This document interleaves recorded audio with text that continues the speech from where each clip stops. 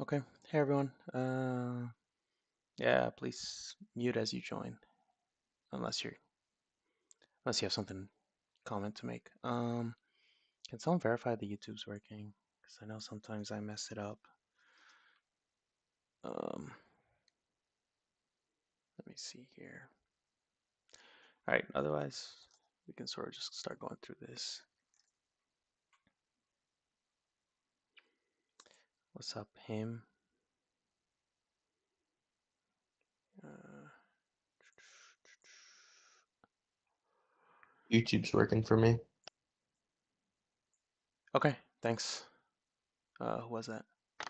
I don't know who talked about. Everres. Okay. Appreciate it. Who is clapping? How do you do that? Hi. Yeah, I don't know how that works.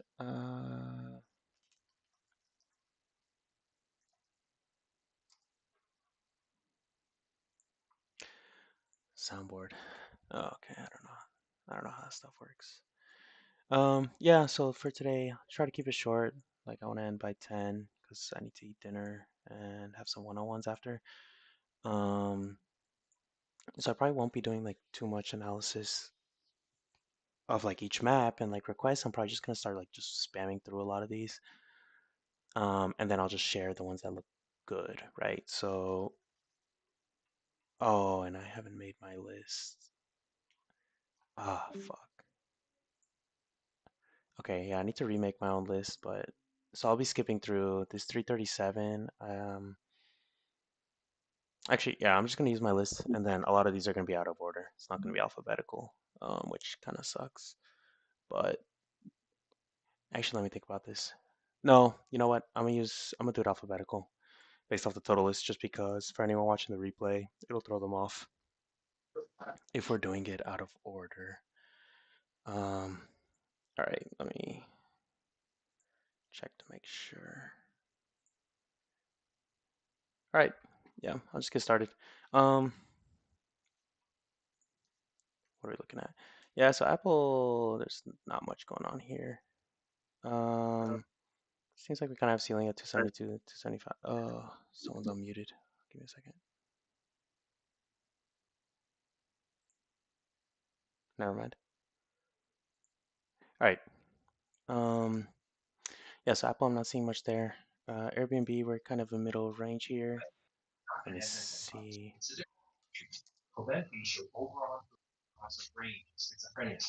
One second, y'all.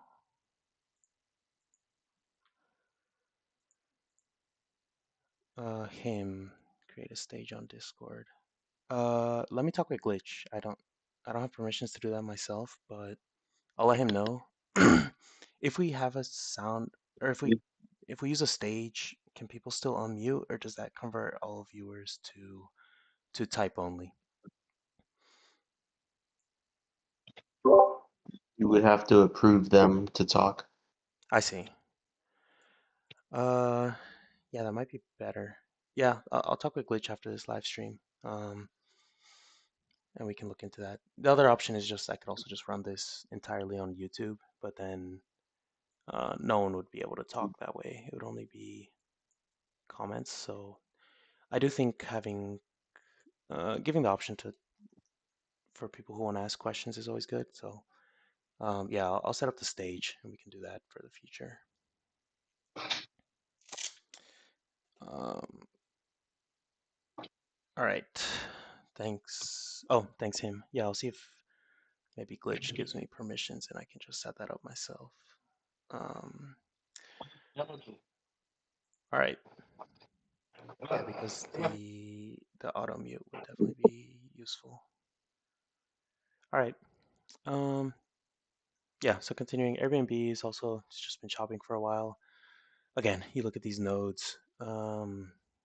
It seems the upside's a bit favored, but again, it's we're not really at either end of the sort of the extreme end of the range, and also It's a lot of very weak nodes. Like typically, these are all 240. We want to be looking for 1,000.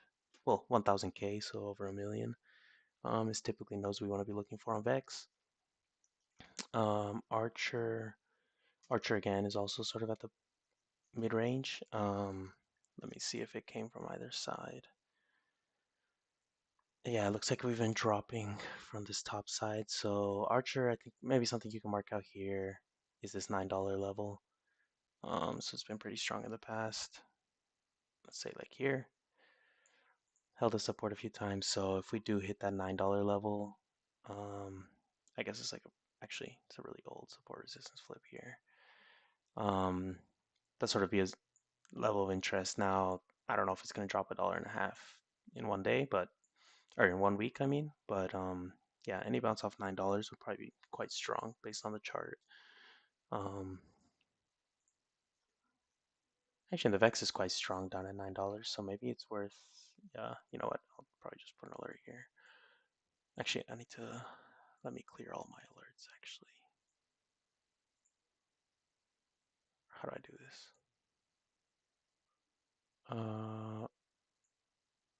Yeah, I guess if I pause them all, delete them all. All right, there we go. Okay. Yeah, so some alert down here on Archer. I don't know if it'll get down to $9. If it does, that should be, unless we get some heavy reshuffling, that should be a pretty good bottom for the week. So, um, yeah, I don't mind this one. How do I star tickers? Yeah, okay. I already went through Apple. ACN or Accenture.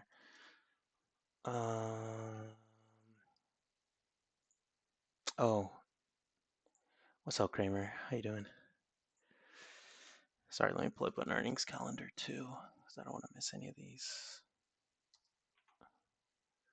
Or what's the good company that does earnings whispers?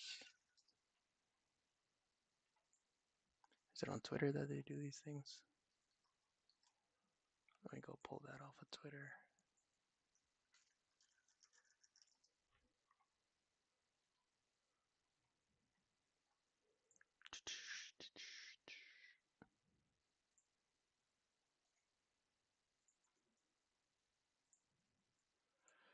All right. Wait, really? They added that already? All right. I thought that feature hadn't come in yet. What else has earnings? Hymns?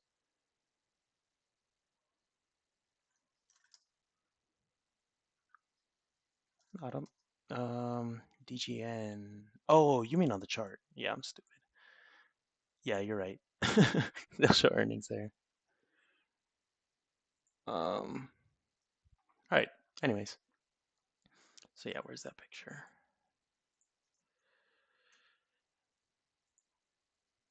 All right.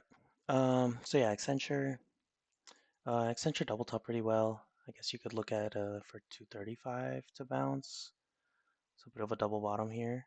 So if we hold this level, oh, why am I not getting? Yeah, there we go. Yeah, that'd probably be what I'd be looking at for anything here. I don't know if I'd play puts. This ceiling is pretty soft, so I probably wouldn't look at Accenture any unless we hit that 235. Adobe. Adobe does look like upside is favored. I'm not seeing much of a floor though.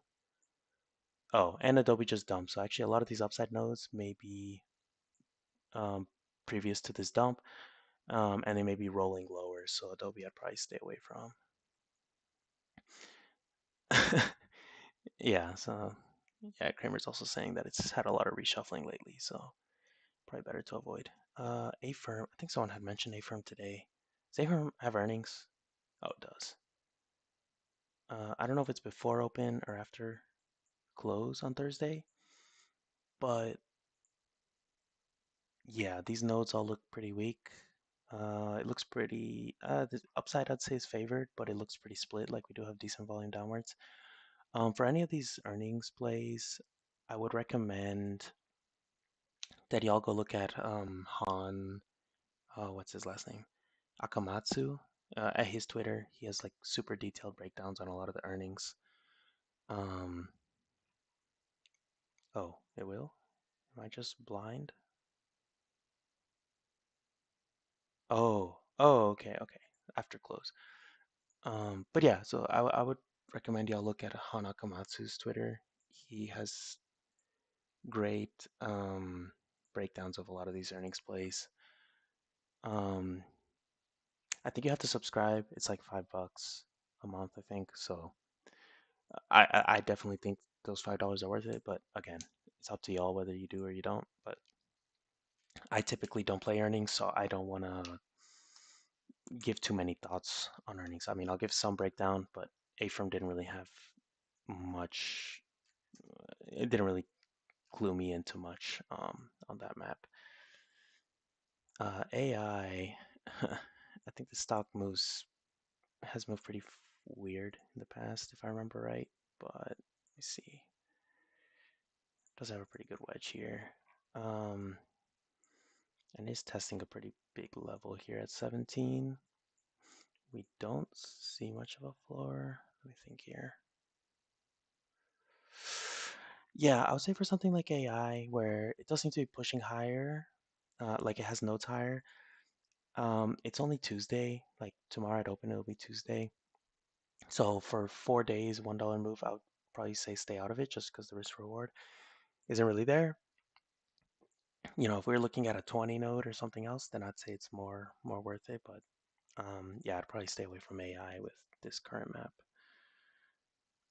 Yeah, Boeing I'll get to. Kramer. A-Lab. A-Lab is looking pretty. Oh, I pulled up the wrong thing. Pretty scattered on these maps. It looks like it's bounced off this daily gap 2 weeks ago. And we're sort of at the support resistance flip here. So actually based on the chart, if we can clear this support resistance flip, um, it doesn't look bad for some upside. Now, I would say this 200 and 205 has some volume. Actually, overall, these nodes are super weak. So I don't know how much I trust these, but it does seem like we have upside pull. But I would say based on chart, absolutely, we got to get over this 192, 193 level. um, yep. So yeah, overall A-Lab, I wouldn't say looks too great. ALGN, perhaps you can play rejection of this 140. Let me see where price came from. Price just came from 140.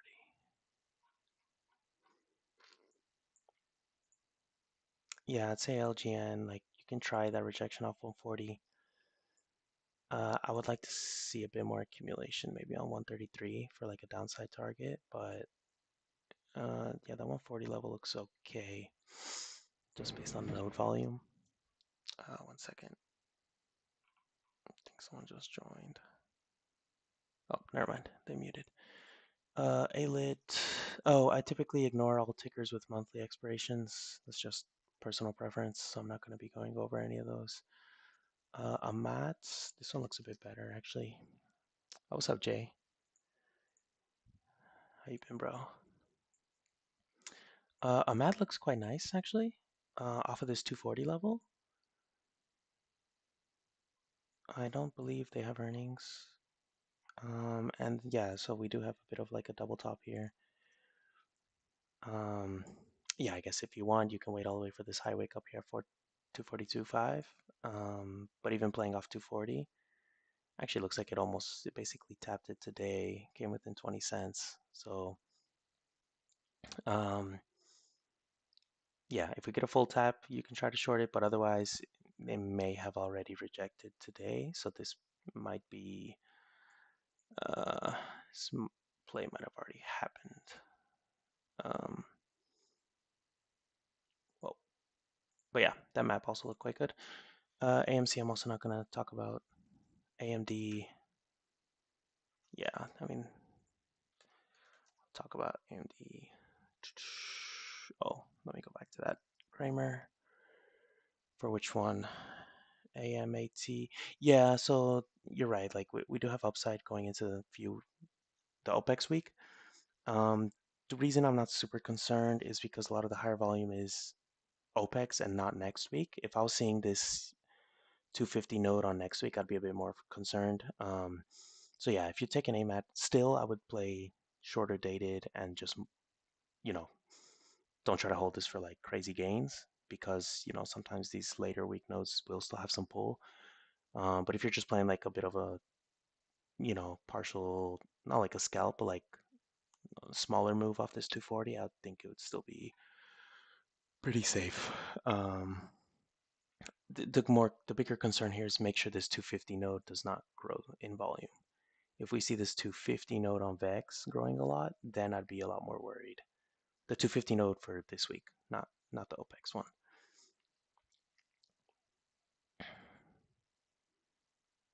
Yeah, and then I guess the other thing you can do here is like, yeah, if you're a bit worried about shorting, even if it does play out, you can start looking at this 225 level perhaps as a floor, and then try to play perhaps a bounce off 225 or 215 into the next couple weeks, and sort of hold that play through OPEX week. So anytime you're a bit sketched out about taking calls or puts, just due to a further dated node, it's okay to skip that play.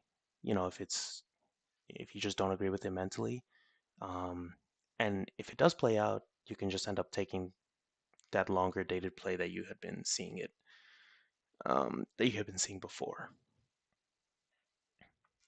Um, Fair value gap on AMAT.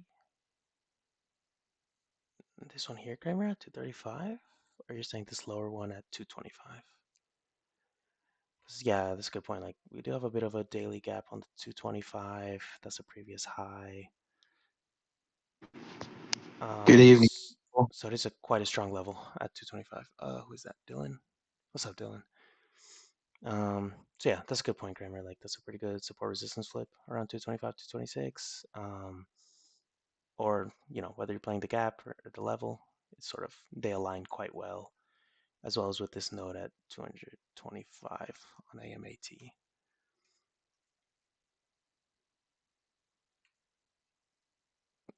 Yeah, yeah. So if we can, honestly, I think the entry might have been today, looking at it, but hopefully we get some retest off 240 or even 241, 242, and then we can play that double top. Okay. Wait, Apple I already looked at. Why do I keep going back to Apple? What was I on? AMD. AMD I usually don't play. The maps tend to be all over. It's been chopping quite a bit. So yeah, I mean, obviously I had the huge news a few weeks ago, pushed quite heavy about a week and a half ago. Um, yeah, I'm not seeing it close to any strong levels. If we come and retest this 240, um, that would look quite They strong. do have earnings tomorrow, I think. Oh, AMD has earnings. Oh yeah, yeah, yeah. Okay, never mind. We can look at this later in the week. Would not be Oh, trade the ER. for AMD. Who's talking right now, Yeah, Dylan? inverse Vega spread. Run that shit. Bro, I don't think anyone in this server is doing inverse Vegas spreads. No, that's the trade though. All Chart it right, out. what do you mean inverse Vegas spread? I'm not gonna explain it, but Exactly. So, wait, we'll be Dylan. here for an hour. Yeah, yeah, yeah. Okay, Dylan will run that play, and then he'll give everyone a detailed breakdown after it goes, or maybe Where's not. the map pointing though? Bruh. 1 second. Nowhere. It's kind of split. I guess upside if you're considering this OPEX node. And next Where, week, actually, we have a bit of volume up here, but where's the Vex node at? yeah, I'm on Vex. Oh, okay. I'd say it's biased upwards, but like for this week, it's still kind of like this 230 node still has some volume, but I do Not a think shit. it's what? It's a hedge. Okay. I guess why do you think it's hedge versus just as we've pushed up, like AMD's pushed pretty heavy over past few weeks. Pull So up do you think the it's order also? history on it. Oh, Go look at the 230 strike and look at the TNS. It's hedge block buying. okay, got you.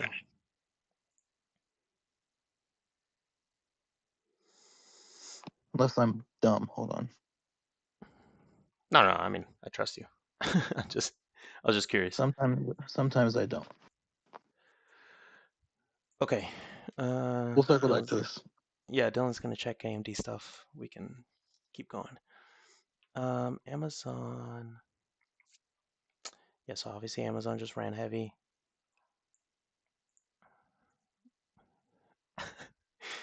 These gifts, bruh. For this week on Amazon, right now I'm looking this sort of as a 3 node setup. So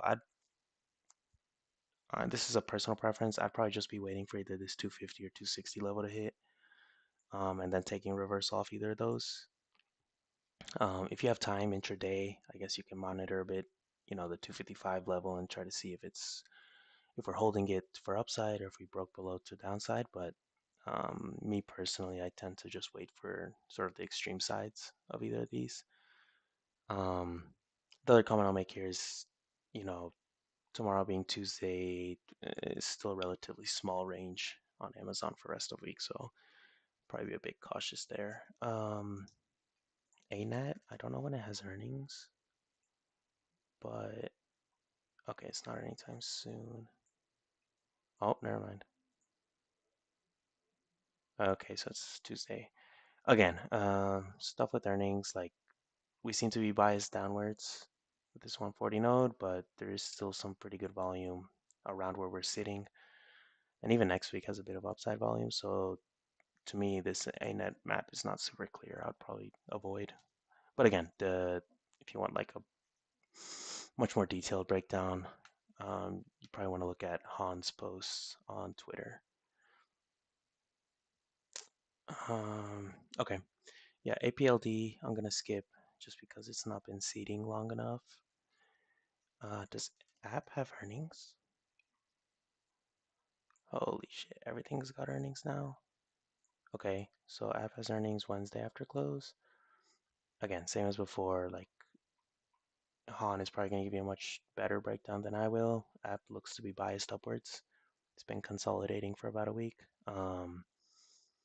Yeah, so like a bit of upward bias, but yeah, I wouldn't take any position until we get towards right before earnings. Well, either way, the IV is probably going to be juiced on that one. ARKK. Oh, this is an ETF. I don't look at those. Let me see here. ARM.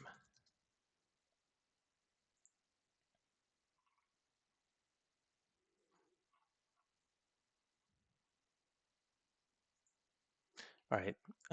ARM. Okay. Earnings. ARM. I don't know if I have much of a bias on this one. There's just volume everywhere for OPEX and for next week. I mean, yeah, I know this 138 node is probably strongest on downside for this week, but 210, 200 is about 5 million there. So I'd say it's pretty even split. So unless ARM reshuffles a bunch, I probably wouldn't be playing that for earnings at all. ASUN just doesn't have much volume anywhere, at least this week. Like there's not much of a good floor. It does look a bit biased upwards going into end of November. Let me see here. Yeah, honestly, I'd probably be hoping for some kind of bounce around here. 1350, or even if we go lower towards 1320, 1330. Yeah, but not much volume to go off of there on ASUN. ASML, AST, ASST have not been seeding very long, so I'm going to skip those. ASTS has very good volume at 66. So that might be where I'd be looking for an entry. Let me see. And it does sort of line up with this wick here, with this pair of wicks at 6660, as well as the golden pocket zone if you're drawing fib retracements. So ASTS, I don't mind this one at all. 74, 82. Let me think. Yeah, the only. Oh, is this earnings next week? Yeah, it's next week. The only warning with the ASTS is we did just get delivered from this 82 area. Um, so if you see this volume continue to just die off, you might have to be pretty conservative with your price target. But either way, this 74 node has a bit of volume. So even if you are playing the bounce off 66 later in the week, I would be looking at, you might want to check the map once that happens, or if that happens. And I would imagine that 74 will have grown in volume, so that's probably going to be your target, not this 82. So, um, yeah, that's probably my thoughts there. Let's see. AV Go.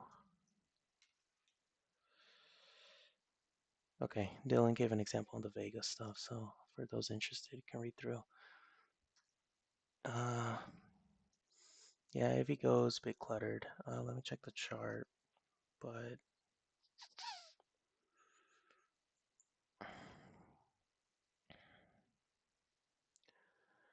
okay, maybe we can try to do. Let's play this 360.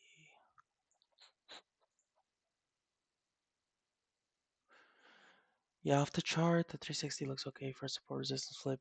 We don't see much volume there on the nodes on the heat map. You'd probably be waiting more for this 350, 352. But overall, this map is a bit messy, so I myself likely wouldn't play AV Go, or like watch list it for now. Axon, what is this stock? What the hell? $180? So again, these are monthly expirations. I'm only going to take a quick look just because this move seems crazy. Oh, they have earnings. Okay, never mind. You can probably ignore it. If we do flush off earnings, these targets for December and January are pretty crazy. Even 800. So yeah, if we flush off earnings, maybe try to look for a bounce. But again, these monthly, I guess the way I think of it, the reason I don't play a lot of these monthly tickers, monthly expirations, is because we have less fidelity on when a move is going to happen.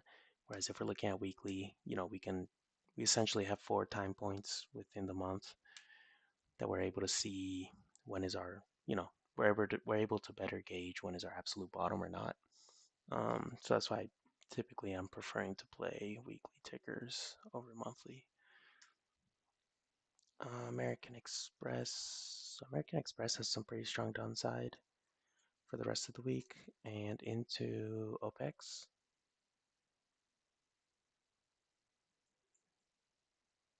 But it did rip off earnings a few weeks ago. Let me think.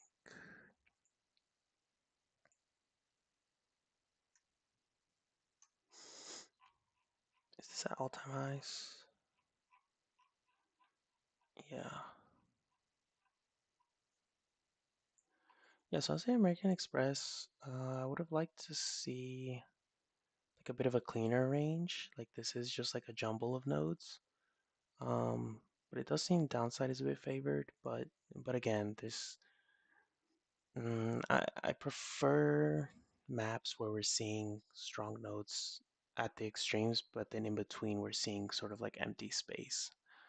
Um, so yeah, I don't know if I would play American Express myself. The other thing you can consider is doing a longer dated swing, like a few weeks out, and playing these lower OPEX nodes. But again, a lot of times these can be tricky because they are sometimes, those positions are taken before earnings, and some of these large pushes upwards or downwards. So sometimes those nodes are not always so accurate either.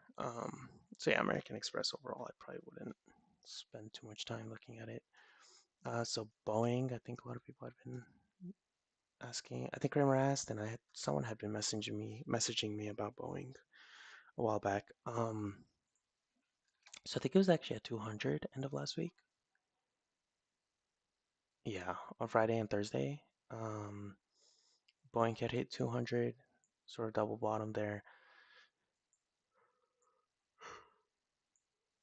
And pushed pretty well today. I guess overnight. I don't know if this is that open or overnight or what it was, but this 205 level holds. I do think we can see 210 end of week, which aligns very well with this previous support. So we'd have this support flip to resistance if we see that happen. Um, so yeah, I guess what you're looking at here is just if we can hold this 205 level on GEX as a floor for Boeing. And again, it's a $5 move. I'd have to check how contracts move, but that should be decent. Baba, yeah, a lot of, I don't know what the chart looks like, but a lot of these China tickers have, just with the recent news cycle that's been going on, I've sort of stayed away from them a bit. It does look like we have some upside on Baba. Even going into next week, like we have this 190 with good volume, this 180, 180, 177 with great volume. So yeah, Baba maybe what I'd be looking for is if we can hit this 162, 165, 162-ish level where we have pretty good volume here on the VEX, as well as GEX. We have a bit of volume there. And actually, if we play, let me see here. What would this be here? Yeah, so I guess we're also at some favorite retracements there. So you can look at Baba a few different ways, but I'd say it does look pretty bullish. Just be a bit patient here, wait for a strong support level or a stronger node to step in as a floor. So, or allow it to fall to some of the floors that already do exist. But Baba doesn't look terrible there. Wow. Oh. Whoa. Okay, Bank of America looks crazy good. Oh, fuck. Okay, well, Bank of America already bounced. Oh, that sucks. I hadn't seen this. But yeah, for sure, Bank of America had this previous resistance. Sort of price. Let me switch to 1 hour, might be easier. Price sort of fought above it. We held it today. We stop on it about 30 cents, so almost nothing. But like this is an extremely clean map, right? Where we're just seeing two nodes with good volume. It's not much simpler than this. So honestly, yeah, I didn't take this play. I hadn't seen it, but I may recap this as like what are the cleaner plays on the individual side today. And I know the whole market sort of bounced, but like this map is extremely clean. Um, I guess you could leave 53 marked out in case we double bottom. The other thing you can do here is wait for 55, like mark out 55 and try to play puts off of that side if we do end up tapping that side by end of week. So that can be another way to play. Obviously we missed the initial move, but don't get too focused on chasing or just, I guess getting frustrated you missed that one. Just sort of mark out what could happen next. So either we double bottom off 53 and you take entry there, or if we hit 55 and the map still looks similar, you can take puts off of that side. But yeah, Bank of America had super clean map. I'll be honest. Actually, let me save that. Okay.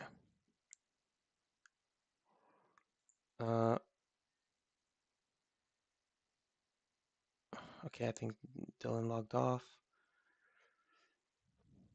Oh, Kramer, sorry, I just saw this.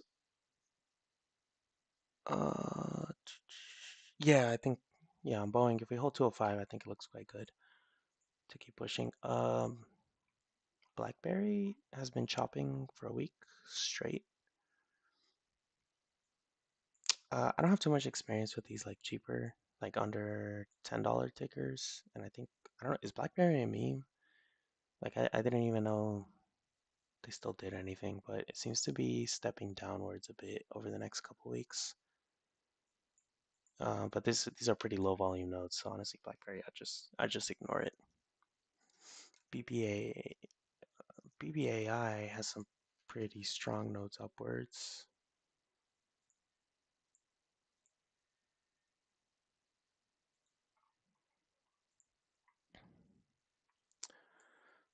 So actually, BBAI, I don't know when I drew this level. This was a while ago, I imagine. But this sort of 610, 620 level looks quite good. It's a support resistance flip. Um,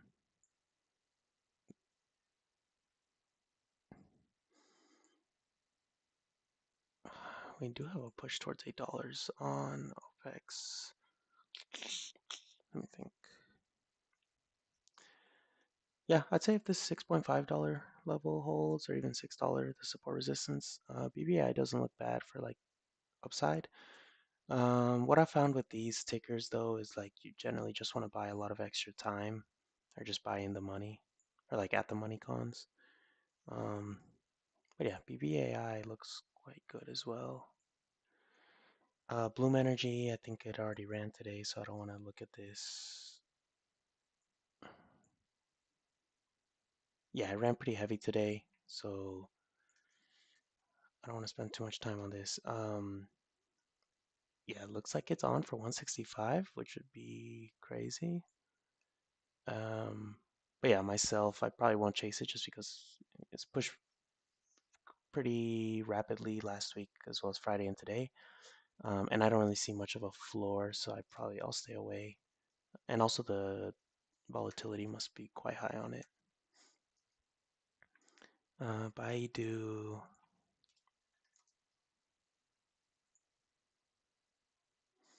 let me see here.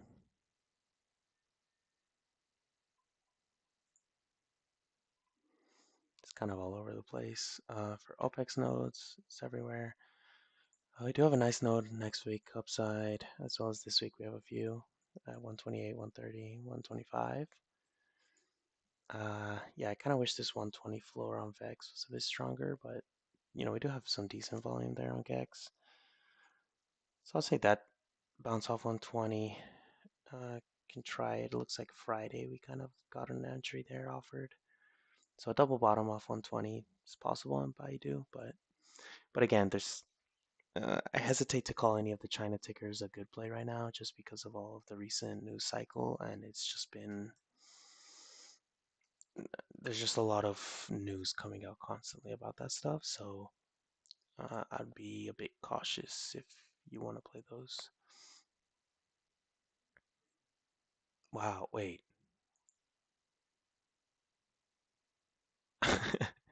Yeah, that's a good point, Kramer. Oh, shoot. Okay. Well, I don't know if I've ever played this ticker, BIIB. Um, yeah, this setup was great, actually. So I assume it looked like this yesterday, most likely. We had 155 sort of a ceiling. I probably would have taken 2 or 3 week outputs, for this 148. It actually looks like we hit 155 and dropped straight to like 150. So this setup kind of already played out, sadly, but this was a very, I guess, that's what I've tried making a point is like a lot of the best plays will have easy looking maps. So this is like a great example of like they're typically not too complex, and those are sort of the best plays, um, or the plays that I prefer. Booking, I'm not gonna. Well, booking looks like a 5005 bounce towards 5100 is okay. I've never played booking due to price. Like, I don't even know what options are gonna cost on this, but it does look like we have sort of this level here that could hold.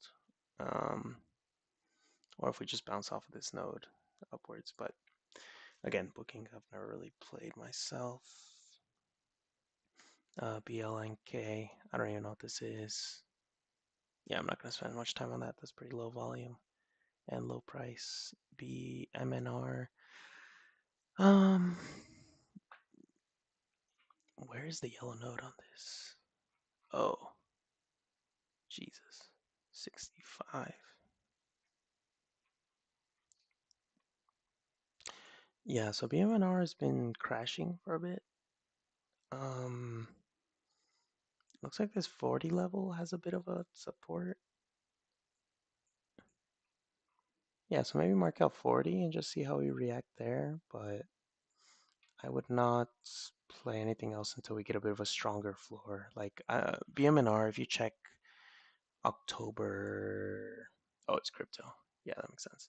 If you check October, fuck, when was it? I think the 21st or the 20th. That's a good BMNR map. Like I've seen much better maps on this stock, so that's why I'm saying that these look like pretty low volume floors. So I'd be a bit sketched out on that one. BP. What the hell? Thought this stock was pretty stagnant.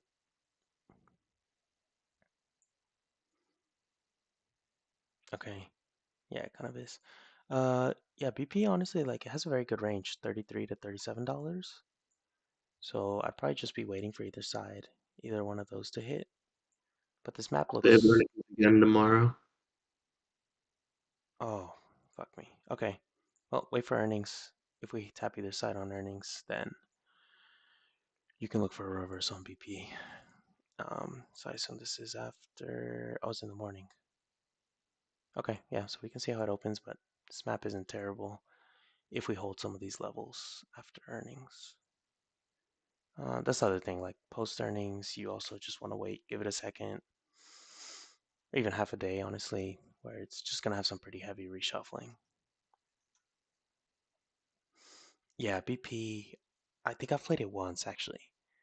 I don't even remember when it was, and it moves pretty dreadfully. So yeah, yeah, maybe just avoid it, honestly. Weeble, I think someone was talking about Weeble. Don't remember who. But yeah, Weeble has this wick here that we sort of took out, and then this level seems to be a bit older, but yeah, I guess the issue with Weeble is if we fall off of this level, I'd be really concerned about how low we're going, like this 10.3. Um, so yeah, I'd be hoping Weeble bounces soon, but and yeah, it has pretty good upside as well for this next OPEX. The other thing you can do with Weeble is also cheap enough. You can just load shares if you want to have a bit of a safer play if you're worried about it cracking through this level. So yeah, okay.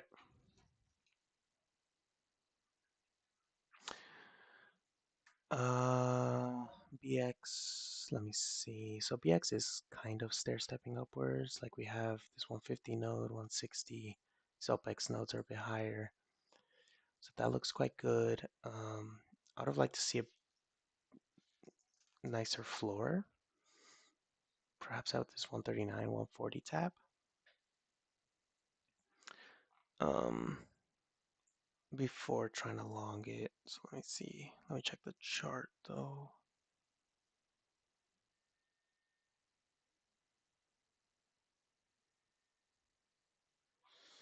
Mm,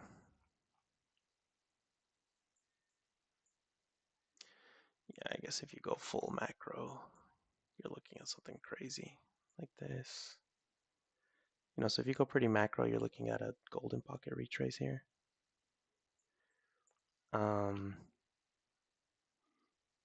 but yeah, again, like there's not much of a node on Heatseeker as a floor, so the upside's definitely on.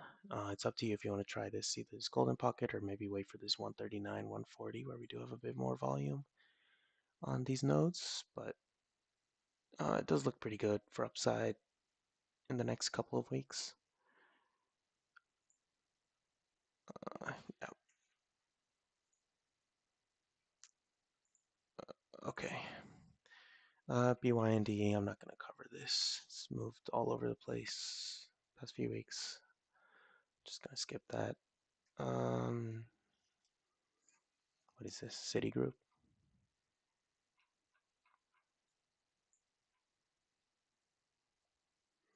So yeah, Citigroup is kind of struggling with this level here. Previous resistance a couple times has been, or sorry, support has been resistance a good, honestly, this has a good 3, guess you could even argue 4 taps. Um, hmm, we have kind of a stair step upwards, but target 3 weeks out is only 105. If we do manage to break above this level, this could look quite good. I don't know how these contracts move though.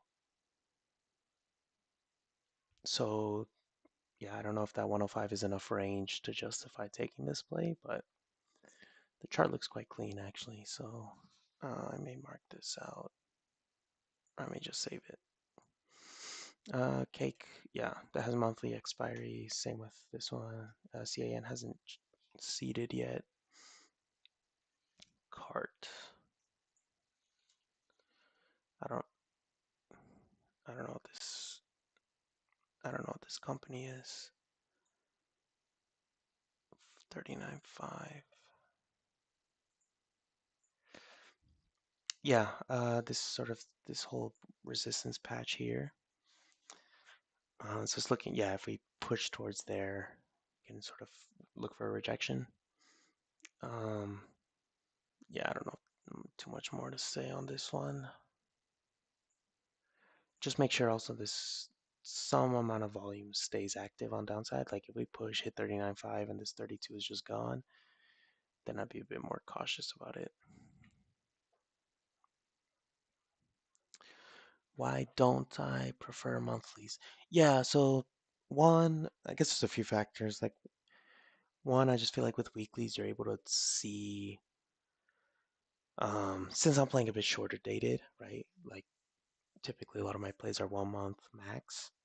Um, with weekly expirations, you can actually get a feel of when the best rejection spot is, etc. Monthlies, I think they are applicable. It's just you'd be looking at longer dated plays, like half-year leaps, 3 month plays, stuff like that. But I feel like with monthlies, I've tried them a couple times. Like I don't want to. There's probably someone in the Discord that's played them a lot more than I have. But from my experience, I've had a lot trickier time like pegging down the exact time of that reversal. Whereas with weeklies, I feel like my timing has been a lot stronger. Um, and I guess the other, yeah. So that combined with they just tend to be a bit longer plays, more expensive. So then I don't know, maybe I'm just impatient. So I've just gone at, um, yeah, I've gone towards the weekly side. Kumar, I'm sort of going through these alphabetical, so I won't repeat. Otherwise, this is gonna get too long. It's recorded on YouTube though, so you can just. I think even right now you can go and watch the replay there. I'm pretty sure on YouTube it lets you like scroll back. So Caterpillar, yeah, so 600, 595 would be like a double top after earnings, I assume. Yep. Yeah, say Caterpillar, I'd probably be wanting a stronger floor, like this 550 level. Even this 545, which was previous high, like a swing high here. So Caterpillar, I'd probably be waiting.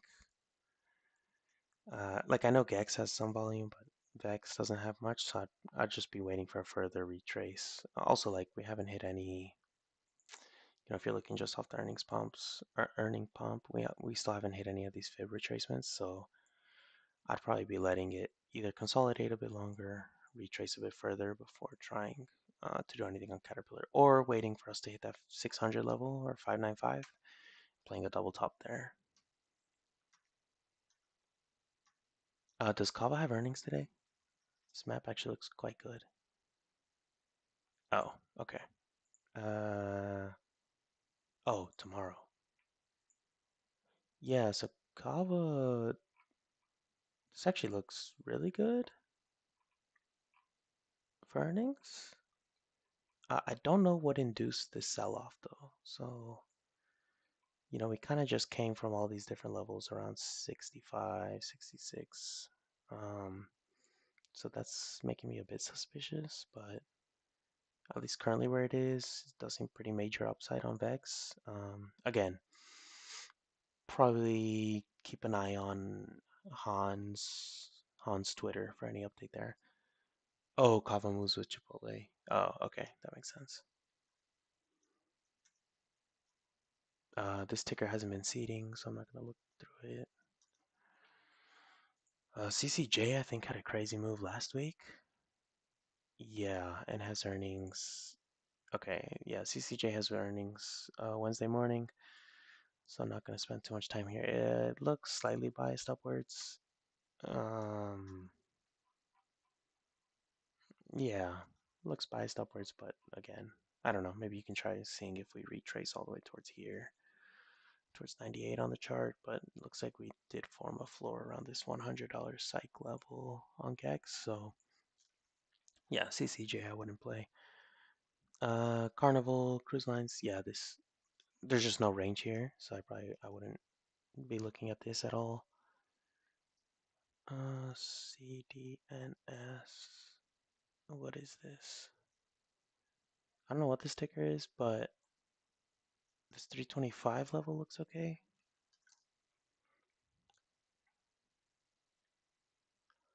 Yeah, Iran I'll get to. I'm just going alphabetical. CDNS 325. I don't know what this ticker is. I don't know how the volume is on this ticker. I've never played it myself.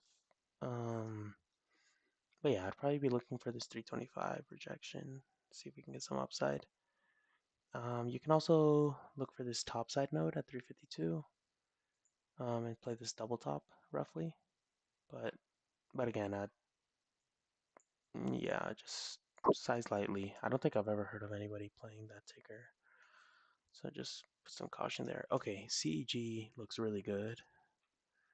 This better not be earnings. Oh, okay, so it is earnings. Friday morning.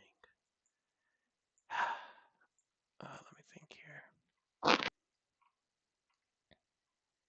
So yeah, CEG had a nice level at 380. It looks like we rejected off of it today. And we have huge node down here at 340, right? And even going into next week, we have a strong node at 335, and OPEX has nodes even lower. So CEG looks really good for downside. Will glitch remove tickers? I hope. I hope, because if he just keeps adding, I don't know. Like in my mind, he could save a bit of operating costs. Because there's a lot of these tickers I would assume very few people look at. But I mean, yeah, that's true, Josh. But like in theory, he should be able to get, like, out of the 337 we currently have, he could probably take out a good 50 to 100 and replace them with other ones that are just healthier volume, healthier movements, stuff like that. Um, yeah, but again, I mean, the list we have is not his doing. It's actually our doing, since all of this was built on requests from users. So, so it's kind of our own fault.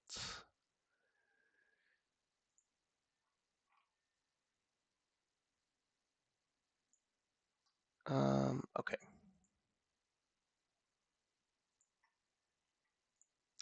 But yeah, honestly, maybe it is something for him to consider of like, can we alternate some of these ticker, not alternate, but can we exchange some tickers just to have a better overall list? Celsius, let me see. I don't know. I want to say Celsius, you can try the rejection of 6061, but I'm not seeing much downside to correspond with that. So I'm not sure how much I like that play.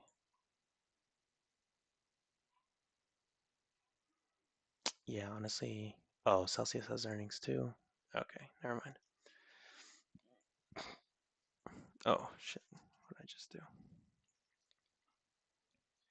Yeah, I'll probably just avoid Celsius. CFLT. Again, I don't know what this is, but we have had a pretty good flag here after earnings. This 22 level looks super strong. Well, I guess that's what we bounced off of. Oh, I guess we dropped on earnings and then bounced. Um,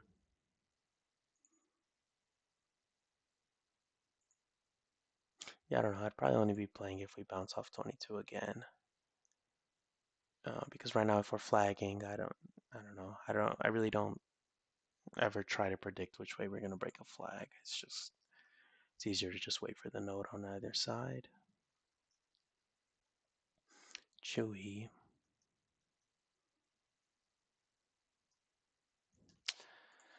Chewy has a decent node at 34. Kramer is selling like the whole company or like selling what?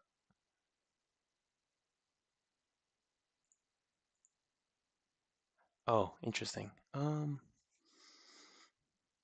I don't know. Those rumors tend to be a bit sketchy, but yeah, if your cousin works there, I guess it's probably a more legit rumor than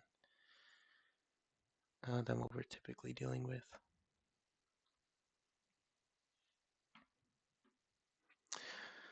So I guess on company acquirements, it tends to be quite bullish.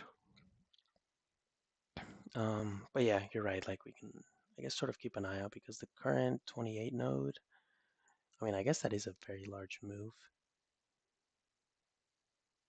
But we also have this 18 node. Yeah, I'm not too sure, at least right now on CFLT. Okay. Yeah, Chewy, I don't know. I think I've played this sticker in the past. I usually don't like it. Um, this chart. Yeah, it looks like we just lost this 34, 35-ish level on Chewy. We retested 35, it just rejected again, so it's like kind of been in free fall for a while now. I guess with the fib level, I might be able to catch. Yeah, so I guess the second golden pocket is holding a bit. Um, that aligns well with this previous high. Whoops, around here. But again, I'm not seeing much I like on the maps combined with the chart. Um, yeah, so I'll probably just skip Chewy. Oh, this one hasn't been seeding enough. Clove also hasn't been seeding enough. CLSK doesn't look great. Let's see. Yeah, it's a lot of OPEX nodes. It's not much of a floor for this week. Bit of upside pool, but I prefer to see a stronger floor come in. So Comcast. Actually, is this Comcast? Yeah. So yeah, it looks like Comcast tanked on earnings. Sort of bounced and held well. It's 26.5 level.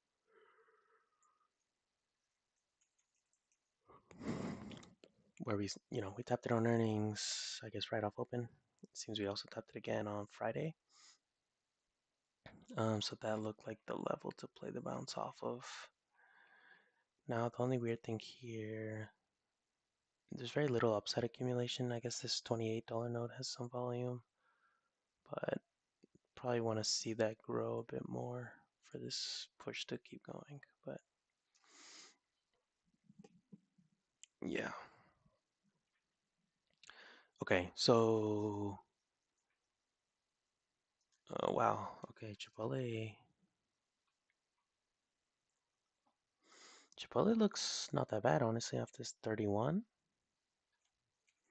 Um,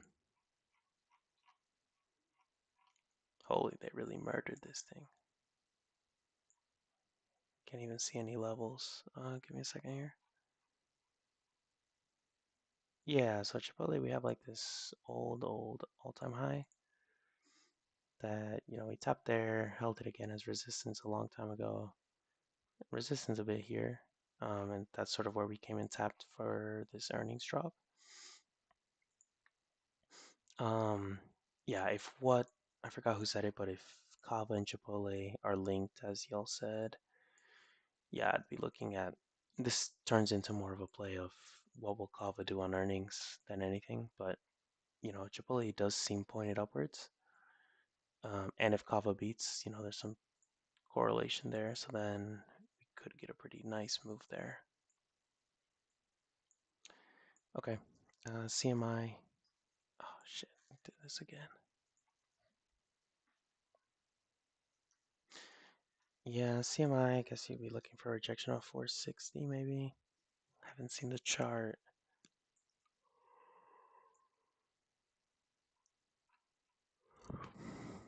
Hmm.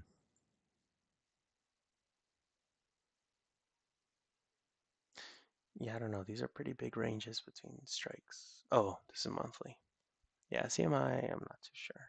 Probably not play that.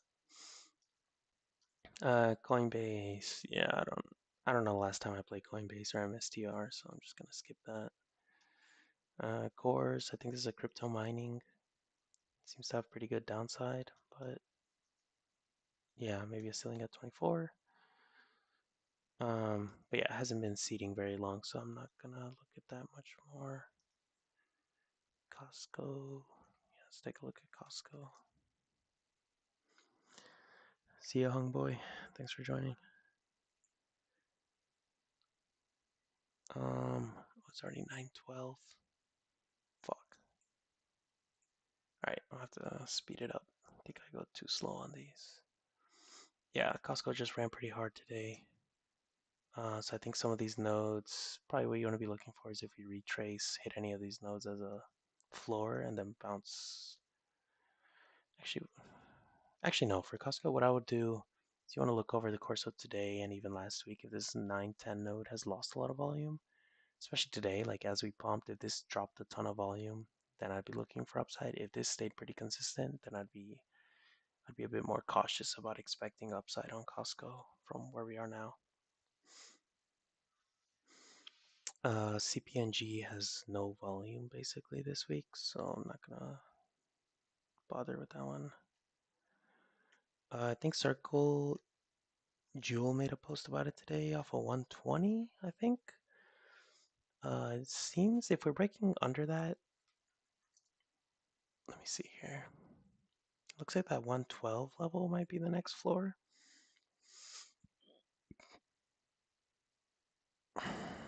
Yeah, so let's see, somewhere around here. So this whole bottom wick from a while back could be a good buy zone if we continue dropping. And we have decent volume here on the 112, 110. But yeah, it seems like Coracle, or not Coracle, Circle got delivered from all these higher nodes, and it seems like it's really just been pretty bearish ever since.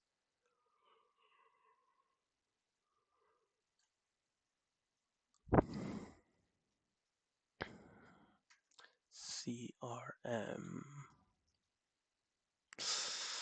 Yeah, I mean, CRM has upwards bias 2 weeks out, but I'm just not seeing much of a floor here.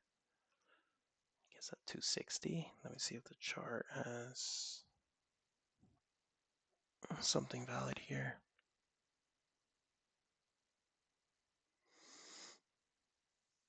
Craig Russell. List update would be cool. Craig, did you mean a list update? Like if I make my own list and share that one, or what is? I don't know what you mean by that. Yeah, let me see. So CRM.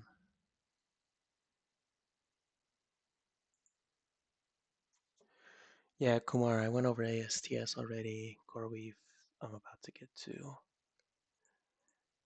Yeah, I don't know. CRM, yeah, it's not immediately obvious. I'm not seeing anything that's like immediately apparent, so I'm probably just gonna skip that. Crocs. What? Is this Crocs like the shoes?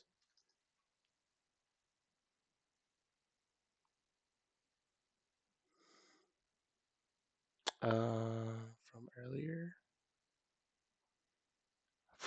I don't know. I forgot. I forgot what I said, Craig. My bad. Yeah, if it's a list on the Heatseeker thing, I think that's in implementation. Not implementation, that's in development. I don't know the details of when that's going to be released. But oh, you're saying about swapping out some of the tickers. Yeah, I'm gonna chat with Glitch about that. I don't know if he prefers to just add all the other tickers or if he wants to, takes them out, puts them in. Um, I think at this point you can probably just keep adding them. Like he doesn't actually have much restrictions. So yeah, I'll let him know. Am I pocket? Yeah, no, I'm just going through everything sort of. I need to speed it up though, otherwise I'm not gonna finish. Crisp, yeah, crisp. I'm not seeing much. I guess if we hit this 69,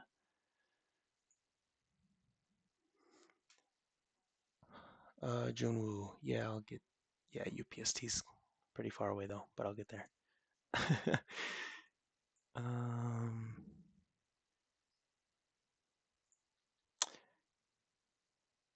yeah. So for this crisp, I don't know this ticker either, but yeah, this 6970s like this wick from the 27th. Was this a weekend? Yeah, so I guess they got some week news over the weekend. We do have a pretty strong wick there, a strong candle. Oh, but this is earnings. Estimated date is earnings on Tuesday. I don't know. This is earnings, just ignore it.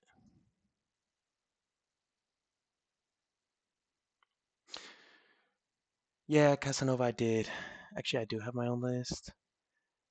It's just that I made it before they sorted this list all alphabetical, so my list is not alphabetical. So it just annoys me. And also, like for when I post to YouTube, I want it to be alphabetical so people can sort of just scroll through. I don't have timestamps, but at least it helps a little bit. Whereas if I went through my list in a random order, it would be impossible for them to scroll through and find what they actually want to look at. So that's sort of the reason that I'm doing all of them, even though I do end up skipping a lot of these tickers. But yeah, I need to make that list. That's something I need to do for next. I'll do it by Wednesday, so next time it can be. It's still gonna be a lot of tickers, but it'll be less.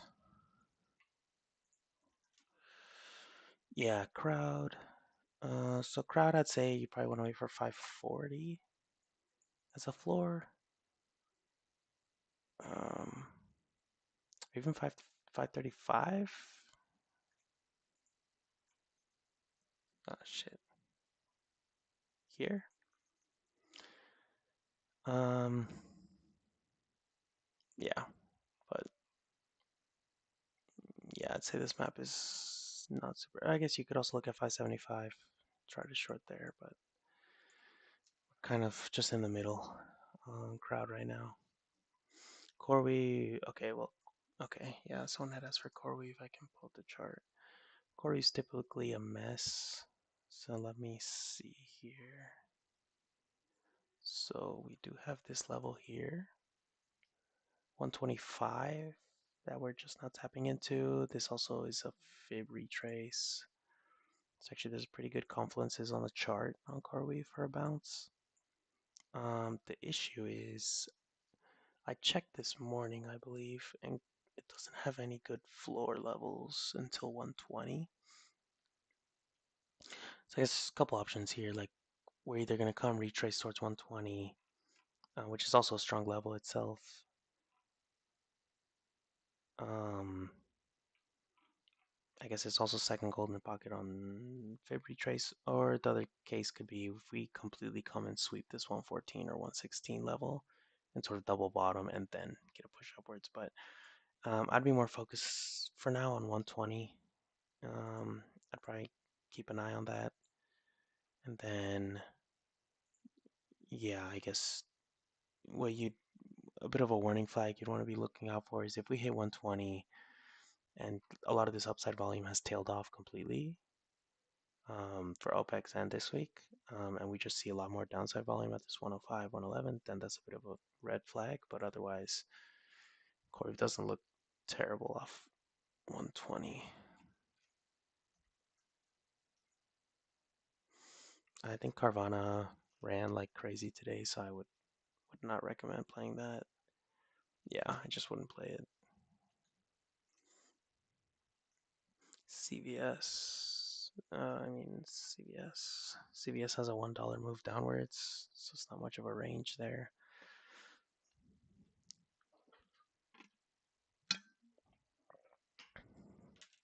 So yeah, I'd probably avoid CVS. CVX. I don't even know what this is.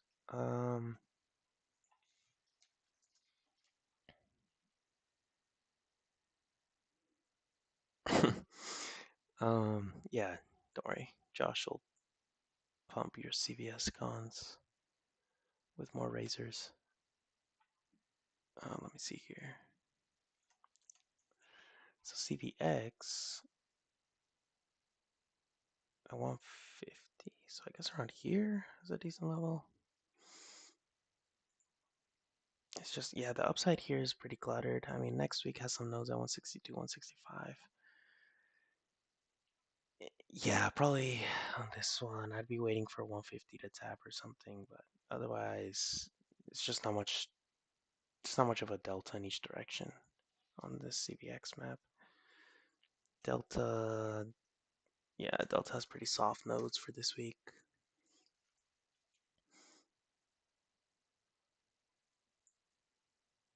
Yeah, I guess you can look for 56 to sweep.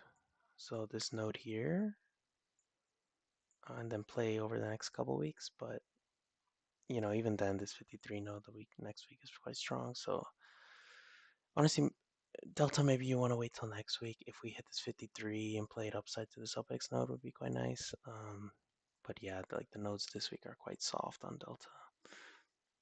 Uh, what is this? DoorDash has no volume this week. I'll probably just skip that. Dropbox, same thing, pretty low volume. Okay, Datadog, I don't know when they have earnings. I think it's Thursday. But Datadog does have a pretty good map on VEX. Well, on both. For puts into earnings, because their OPEX node is looking at 150 and 140. I don't know the pricing or the current IV, but this is an example of like when there is earnings and we only have nodes in one direction, right? So that was where some of the successful setups last week on earnings were similar setups as this. And also by buying a couple weeks out, you also don't get super. I mean, no matter how you play earnings, you're getting a bit screwed over on the IV crush. But if you buy more time, it's less drastic. Um, but yeah, so Datadog doesn't look bad there. Oh, whoops, going wrong way. Yeah, so yep. But obviously that's earnings, so still a bit of a gamble. John Deere. Hmm.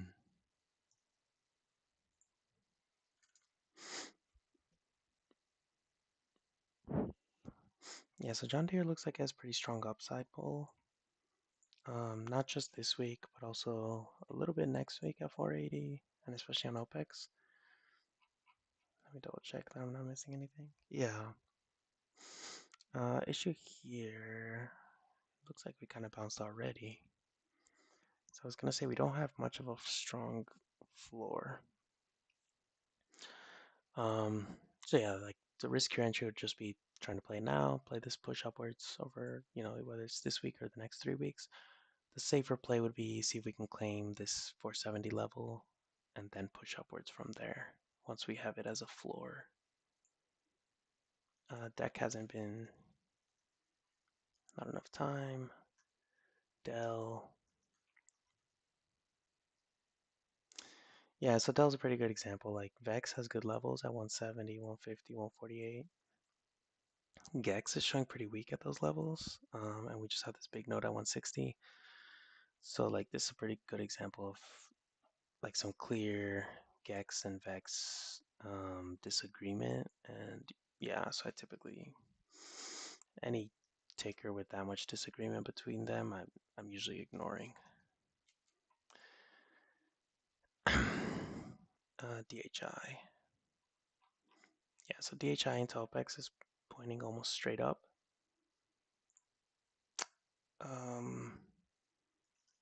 Again, with this one, there's not much of a floor. Let me see. Yeah, probably the best floor on this chart is here. It's around 142.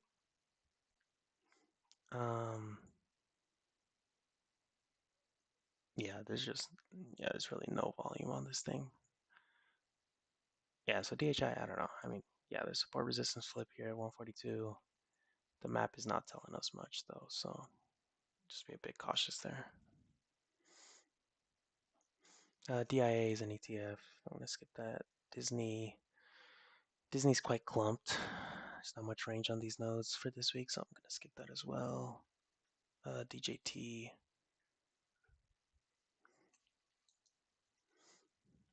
Same thing, to be honest. I mean, like, it's DJT. If you look for a 15 tap to play downside, maybe can have some kind of argument. Kramer, which map?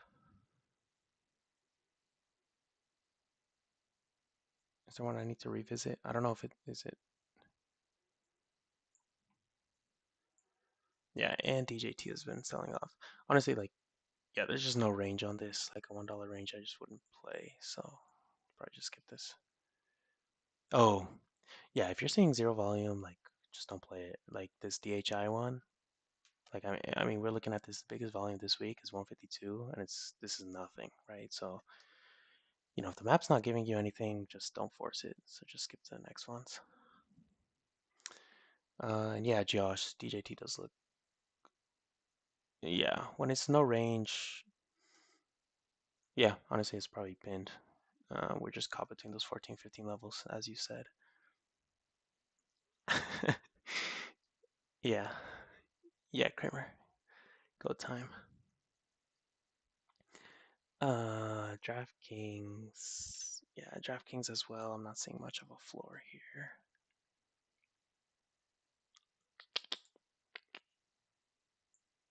Yeah, so DraftKings, it looks like we cracked under that 32.5 level last week, which had pretty strong volume, not just last week, but in the past. Like I think Glitch played one of these bounces on Dub Invest. And yeah, these OPEX nodes do look good to the upside. I'm not seeing much of a floor. Oh, and has earnings. Okay, yeah, I'm just gonna skip this. DKS, I don't know what this is.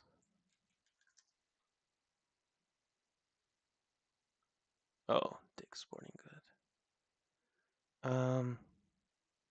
Yeah, so Dick's, I'd be pretty interested in this not for 210 level. It's pretty good support resistance flip. As well as this 235.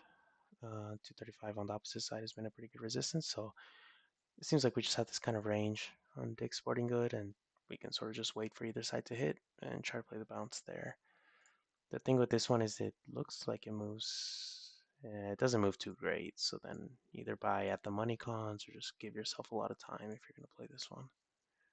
But I mean, yeah, those levels are quite clear on the chart and on the map. Donut. I don't even know what this is. I'm not gonna play that. DocuSign actually looks quite interesting. Seen a lot of tickers with OPEX nodes with big upside. How much attention do I give them? Um, Not very much, Kramer. Like, if I'm seeing something with a very strong floor, and I guess what I sort of always look for, like, I don't want it to just be a strong node on this week and a strong node on OPEX week. If I see something good in the middle, so it's like it's truly a staircase, like we get all 3 weeks pointing upwards, then it's a bit more conviction for me, and I'll take like a longer position and try to hold through a couple weeks. Um, but if it's just like we have a bit of a mix on this week, on the current week, and then the OPEX week is just really far upside, I mean, yeah, like there's some influence there, but I'm a bit more suspicious of it if I'm not seeing something else like leading up to it on next week. Now, um, I will make the point that like some of the earnings plays lately, like some of the stuff Han has been putting out, um, he's sort of been seeing very extreme moves on OPEX nodes and using like the earnings event as a catalyst to get that big push downwards or upwards. So like again, that's a personal preference where I want to see that staircase. But a lot of times those far out nodes can happen. They just need a strong catalyst to get there, right? So again, I would encourage just look through some of Han's Twitter posts on the earnings plays he's been tracking, and you'll get a better feel for even though some of these nodes are a bit further out, they can influence sort of how far price reaches even on earnings much earlier. Yeah, Kramer. Yeah, Han is ridiculous. Um, and Han also has very good understanding of like the market mechanics, so he's able to explain, what does it mean to be positive or negative gamma hedge on the dealer side a lot better than I ever could. Okay, DocuSign. So yeah, DocuSign is pretty good range. So like this is a good example, right? Like we have a good range. If we come and tap the 71 level, it'd be pretty comfortable trying along. I think DocuSign has screwed me over in the past, so I'd probably size it pretty lightly, um, but yeah, I'd be willing to try if we come bounce off that and then play the upside there. Okay, let me mark that off.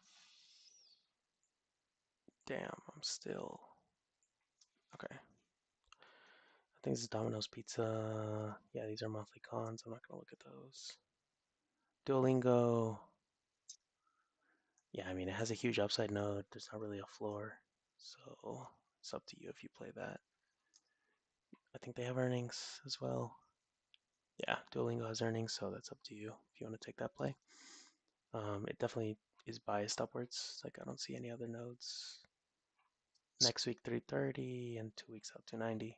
Other than that, there's no downside on Duolingo. All right, Kramer, have a good one. Who is not on mute? Who is Han? Oh, yeah, 1 second. Or can someone else here send it? Okay, yeah, thanks. Well, I've been calling you Pocket. I don't know if it's supposed to be Picket or what. I assume it's Pocket. DXCM. I have no clue what this is. It's very low volume this week though, so I'll probably just skip that. EA. I think EA has had shitty maps ever since it had that Saudi news. Yeah, so EA pumped crazy. I don't remember what this news was, but like it just ripped insane, and then it's been doing nothing. So I would not play EA if I were y'all. Yeah, so eBay. Okay, Pocket. Thanks. Oh, eBay just tanked off earnings. Yeah, so eBay had a pretty good node here at 80, like this clump at 80, 79, and 78. Or 80 and 79 mostly would be a good bounce. It looks like we already bounced off of them though, so I guess you could mark it off again and hope for a double bottom, but this play may have already happened. EL. Yeah, I'm not seeing much volume on this one. Probably just avoid. ELF. I mean, yeah, ELF is biased upwards. But again, pretty weak volume. So myself, I'll probably just avoid that one. Okay, end phase looks a bit more interesting. Okay, so end phase has been a pretty strong downtrend. This 27 level. Let me see. We have to go further out.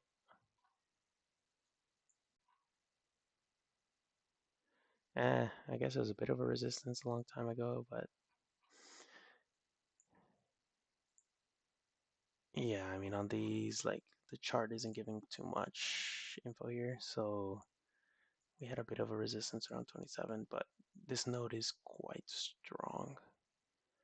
And, you know, we're seeing 30 next week and then 35 the week after, showing a bit better on VEX. So yeah, yeah, I'd mark out 27.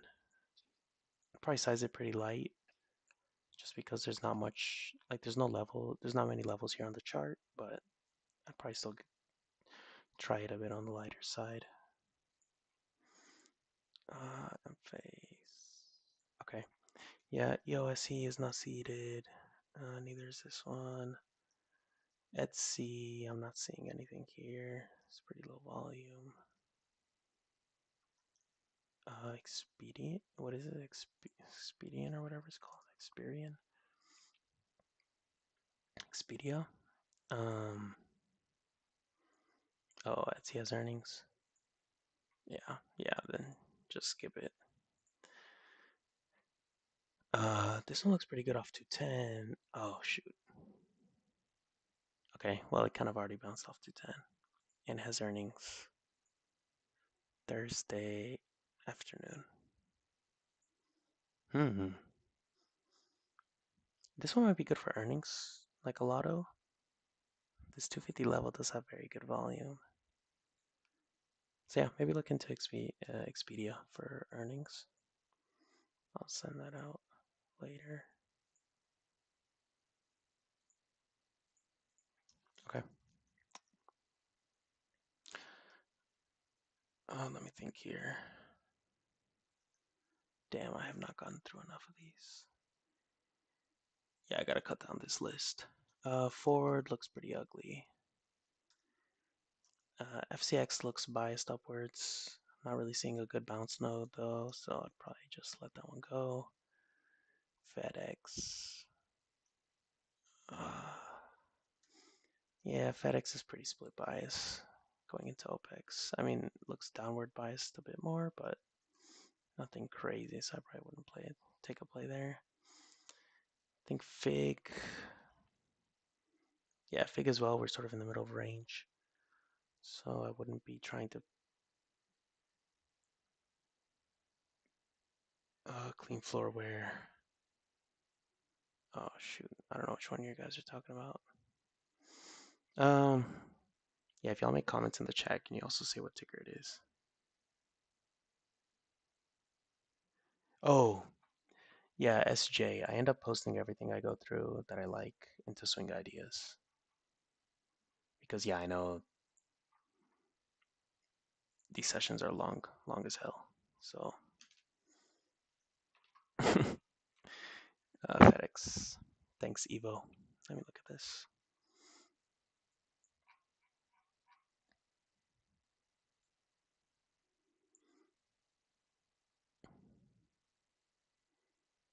Oh, yeah, this level is quite good. Like here, I guess it goes back even further. Yeah, this 254 level is quite good on FedEx.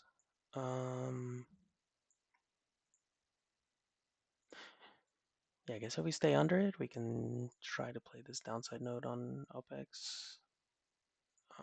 Yeah, it looks like we've been struggling to break above it cleanly. So yeah, that was a good catch there. Yeah, I think Fig I had set is in the middle range, so I probably won't do anything there. These are monthly cons. This hasn't seeded. FSLR. Yeah, so we seem a bit biased downwards on FSLR. I'd probably hope for a 275 tap. Oh, did we already tap that? Ah, damn. Okay. Yeah, it looks like we already came off that 275 level. Yeah, so I guess if we double top, that would be nice. If not, yeah, I missed that entry, but yeah, 275, we had a strong node on Vex and Gex. As well as a sort of bit of a slow staircase, like 275, 270, 260 was our staircase there to the downside. And obviously we have stronger pull down at 250. Usually when I look at these staircases, I'm looking at like worst case scenario. So like I think of it as like we have a range from 260 to 230 on OPEX. So even if it's like the limited move, we're going 275 to 260, that's still pretty good risk reward. And of course anything lower is like a bonus. So yeah, FSLR was quite good. I think that one already. I think we missed it, but I'll start it anyways, just in case. Yeah, Fubo, I'm not gonna look at that. It's a bit too tight there. Futu, yeah, as well. It's not much volume there. Fiverr, it's monthly contracts. FXI, what is FXI?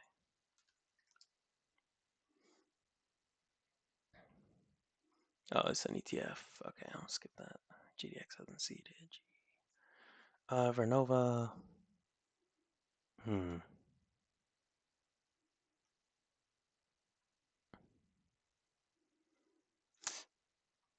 Not sure here. Kind of has nodes all over. Earnings already happened for GE, for Vernova. Yeah, it seems like it's just been flagging, honestly. So, yeah, I'll probably stay out of this one. I'm not seeing anything super clear.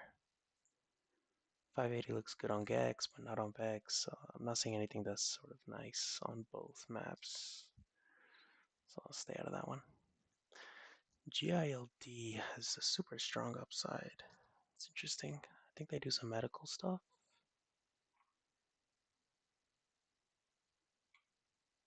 Okay.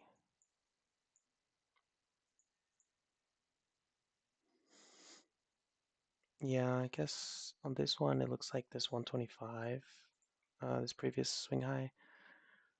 We can get above and hold there on OPEX week, it may be good for a push, but right now, it's pretty weak volume for this week. So, but I'd keep an eye on that 125 level and see if we can get up there, push above in the next couple weeks. Gold, I usually don't look at these either. Gold has sometimes, I've seen a lot of like hedge nodes on it, so that's the reason I don't. Galaxy, this is very weird. 35.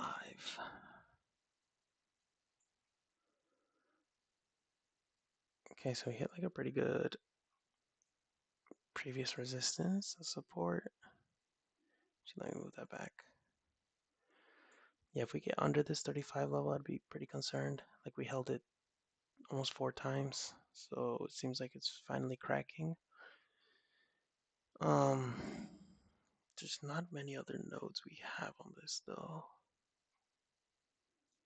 So even though we are at a major node, it's a bit hard to tell which way it's gonna go. So you can also try to track, if we breaking and holding above or just continuing downwards on that one. But yeah, I probably wouldn't. I don't like it too much. GM looks like we're at a strong floor. That's off our earnings.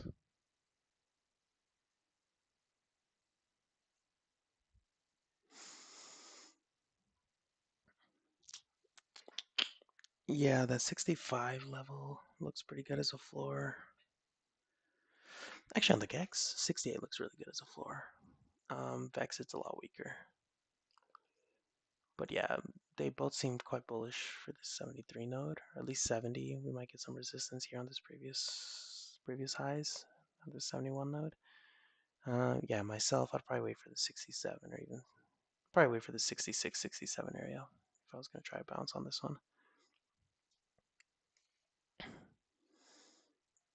One second here.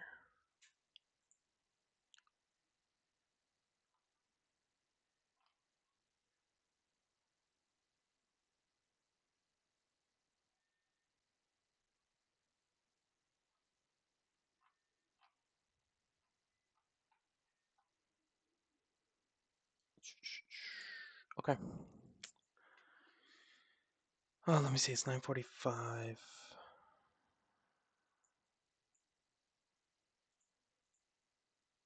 Yeah, probably what I'll do here. I'll go through I, and then I can do any other ones that I haven't missed. So like, or any ones that I've missed that y'all request, and then probably cut it there, and I'll do the rest of them later at night on my own. Okay, yeah, GME. I think Han posted about this. Um, that it was looking quite bullish if we can hold this 22. I think that's what Han said. Although it's looking like it's struggling to hold that 22. Yeah, so like this is a major level. So yeah, if we're able to bounce here, this should have a pretty good move. Yes, honestly, probably shouldn't, but GameStop looks decent. um, yeah. Okay, so both Googles have decent levels at 280 and 290. Oh, this is what Jewel was talking about today, right? Yeah, so I think this setup already happened today off of 280. Well, it didn't quite hit 280 actually. Yeah, so on Google, honestly, I don't know if it matters which one you play, but holy lag. Oh yeah, this one did hit 280 today.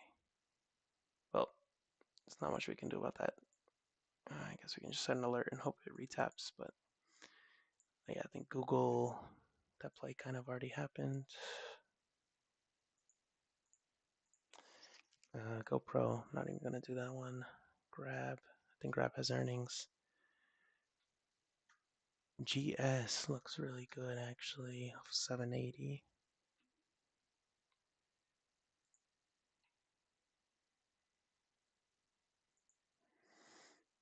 Yeah, give me a second. I'll get to I and then I'll start looking through what everyone's saying. Yeah, this bounce on 780 looks quite nice on GS. Um, we have some very large upside targets of 820 and 830. So if we're able to break this sort of consolidation period we've had here for a few days, GS looks really good. So let me star that one. GitLab, people are talking about, so I don't know if it has earnings or what. No. Oh, no, the GEX looks pretty ugly.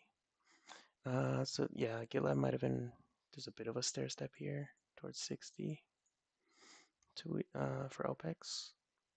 It's not much of a floor. So I guess you could play this as a floor maybe.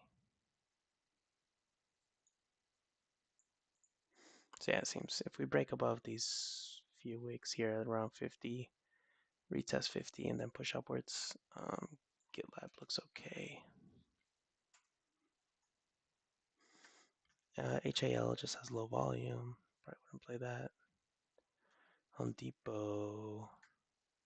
Wow, Home Depot has a lot of upside. Oh, did it? Goldman Sachs already bounced today? Oh, you're right. Damn. Bounced off 780. Oh, it bounced off 781. So 782. Okay, yeah, so Goldman Sachs might not be a play. I mean, it might double bottom and then give the opportunity, but it may have also already bounced. Okay, so Home Depot. The process. Who is Burry? I don't even know who that is. It's just like one of these finance guys. Is he actually good, or is this like Is this like when Kramer says something and we can just inverse it? Like, does that actually mean anything?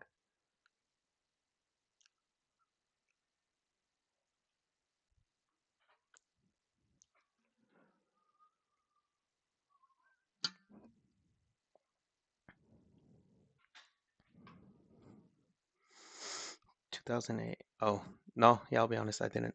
I didn't even know the name. Um, Evo. What are the numbers in my second gold? Oh, yeah. Let me show you. I don't think it's very visible, so I can just show you the settings. Can you see this better? I'll send a snip into chat as well. Into a little channel.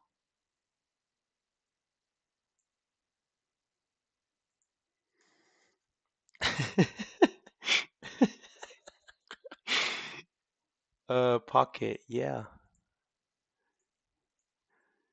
Um,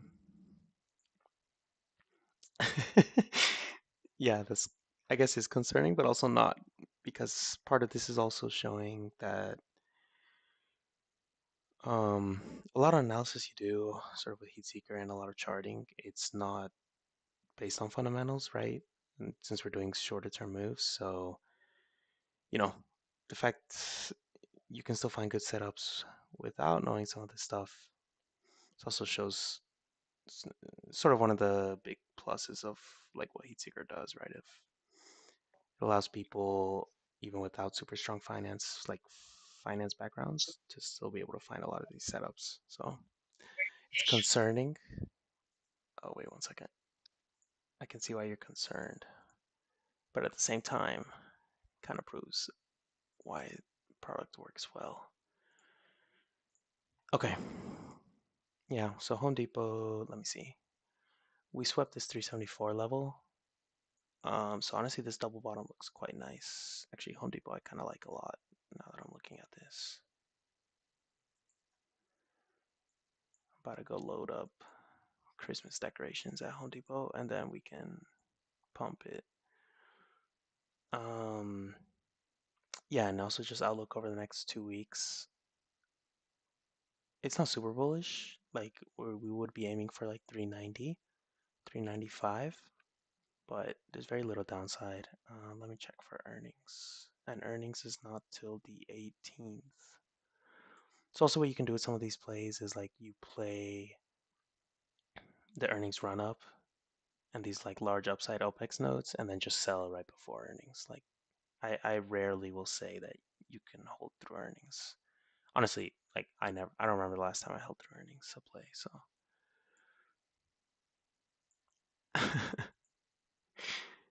um yeah, Home Depot looks quite nice. I do like it. Let me save that one. Yeah. Him's earnings was today, so I'll skip that. Honeywell. Honeywell has pretty good upside too. Interesting. Did I never watch The Big Short? No, I don't watch many movies at all, actually. So if y'all list a bunch of movies, I most likely have not seen a lot of them. I watch a lot of sports, but movies, not so much.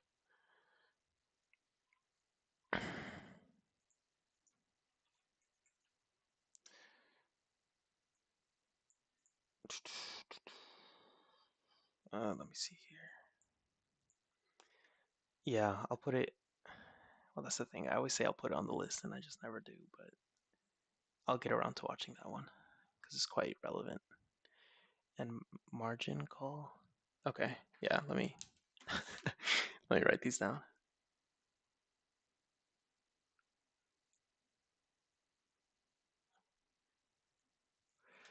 All right. Honeywell actually also looks quite good. We're coming on like a pretty good support resistance flip on the chart. The map has no strong floor. It's more like the bigger concern. But we do have this 207 node for next week, and this 240 node is a bit ambitious. What I would probably say is we have like this 225, this 215 node, honestly, is maybe our target. So be a bit more conservative on the target. I wouldn't be trusting this 240 too much, but um, yeah, Honeywell doesn't look terrible here. A bit of a trend line here as well. So yeah, why not? I'll save that one. Okay, Hood. Yeah, I don't know what to say about Hood. Let me check the chart. Yeah, Hood, that 135 call bounce was nice. It looks like we only hit 137 last week. And now we're sort of at this resistance here at 150. Yeah, I'd say Hood. Yeah, I probably wouldn't look at it until we go back towards that 135 and revisit there, or if we start hitting this 155, 160 level, or even this previous double top. If we start approaching this 154, then maybe there you start looking for a rejection. But right now, Hood is pretty in the middle of two zones, so I wouldn't be looking at it. HPQ, not much volume there. HTZ hasn't seeded. Hut I think has earnings, so I'll skip this one. Yeah, I'm not gonna. HYG. I don't know what this is. Why does it have so much volume? It's weird. Oh, it's an ETF. Okay, I'll skip that one too. All right, let me go through the tickers. Oh, that y'all sent. First, let me hit this question from Renee. Do I have any tips on reading Heatseeker when the VEX and GAX have contradicting levels? So if VEX King node will be to the upside over price action and GAX is under price action.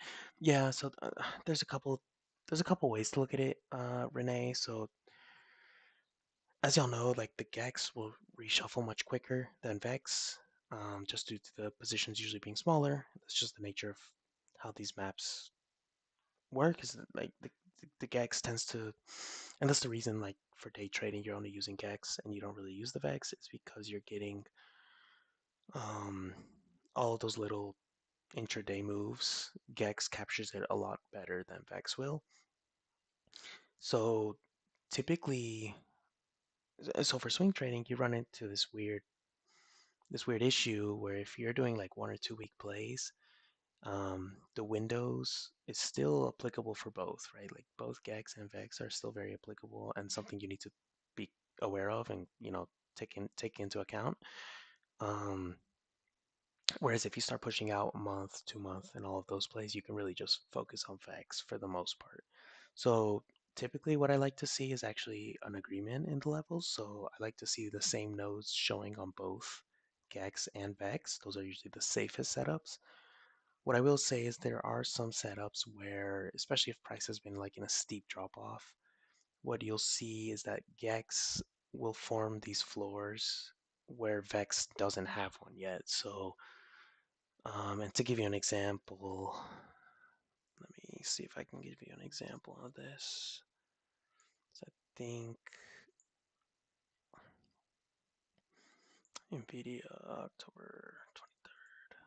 Yeah, so NVIDIA October 23rd is like a decent example of this, of where the GEX is showing us we have 4 levels. 180 is sort of holding as our floor, right? Whereas if you look at VEX, we actually have no floor there at all, and only some upside targets. So sometimes what'll happen is that the misalignment is still okay. But basically, what I do is I use the GEX as sort of our floor, and I use the VEX sort of for the end of week target, right? Now, if there's like major disalignment between both, I start to trust the setup less, or I just don't even play the ticker, right? Like if I'm seeing, there was one we looked at today, I forgot it was, but it's like there was one we looked at today where the GEX was at King Node, um, sort of at a midpoint. And if you check the VEX, there was like no volume at that node or very little. And the VEX had a range, right? So then for me, the GEX is at this central node and the VEX has a large node above and below. It's very hard to tell what will happen there, right? Because are we going to lose that GEX floor and just go downwards? Is it going to hold and we push upwards? It's just, it just introduces too much uncertainty. So if you're seeing big disagreement between the Gex and Vex, typically it's just not a good setup to play. Yeah, hopefully that answered your question, Renee. Okay, so let me go back up. What have I missed? I probably missed a lot. Shit. Give me a second, y'all. All right. So Pinterest. Pinterest has earnings, right? I don't even know if he's still in here. He left. Wait, what? Yeah, Pinterest has earnings. I'm not gonna look at that. Hims. Did I not look at Hims? Well, Hims has earnings as well. I'm not gonna look at that. We have to see how that opens tomorrow. Oscar. Okay, yeah, let me look at that one.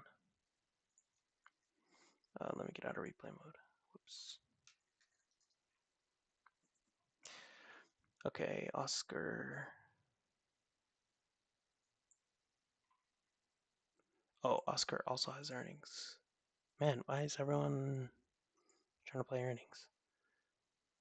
Oscar looks pretty bullish up to this 21.5. It looks like it swept a lot of this liquidity here. So there's a super strong support resistance flip at around 1770. It looks like we hunted a bit below, but honestly, Oscar looks pretty good for longs into earnings. Obviously, this is earnings, so it's like a huge risk. But yeah, we are mostly upside over this week and the next week. And we did just hit a pretty good support resistance flip, so Oscar doesn't look too bad. I just, again, it's earnings, so be cautious or size appropriately. Take Two Software also has earnings. I believe the 6th. Yeah, so Thursday after. Take Two has notoriously terrible spreads, so it's still possible to play earnings, but yeah, the spreads are pretty shit. But yeah, like the risk reward on this, if it does play out, is insane, right? Like if we pump $40, your contracts will be up massive. I don't know how juiced they are. Like I don't know the implied volatility on those contracts, so just keep an eye out on that. Um, but yeah, like the listed move on Take Two Software is worth lotto if you have it, if you're able to do that. Fig. I think I went over Fig. I didn't know had earnings though. So Fig has earnings Wednesday after close. Yeah, so Fig, let me see. It's a pretty nice trend line here. Yeah, Fig's a bit of a weird one. Like I know on the IPO release, so sort of $50 was our low. So it held pretty well, like double bottomed, and then it did a liquidity hunt and then bounced again. This recent sort of hunt under is a bit more concerning. It's a bit deeper than the previous ones. So, but the issue with Fig is like there's just not many nodes. Like these are all super low volume. Like I know 75 has some volume, but this is crazy out the money.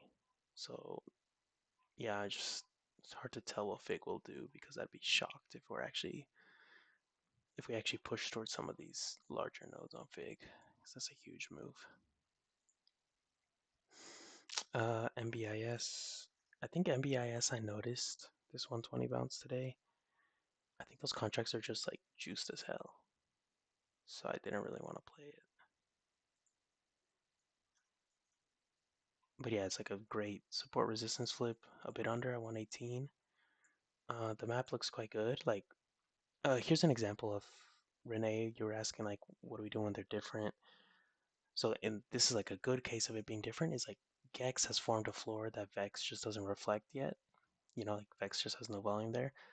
But there's still kind of an agreement because we're still looking at the same upside target, right? So this is like a marginal difference that is still very good setup.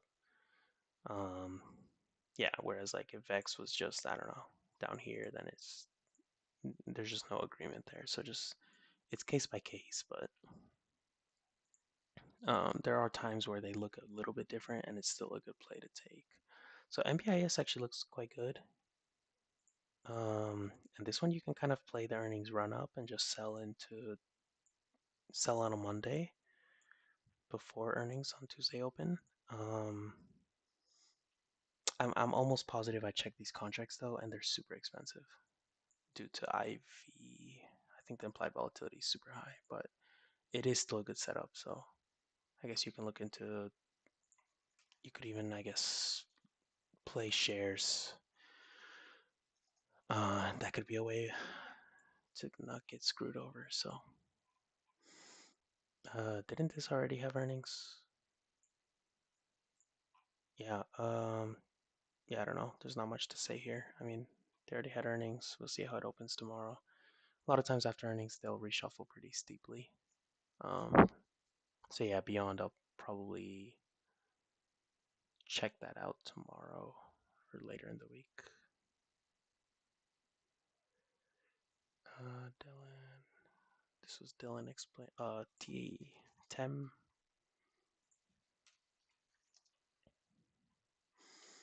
What the heck?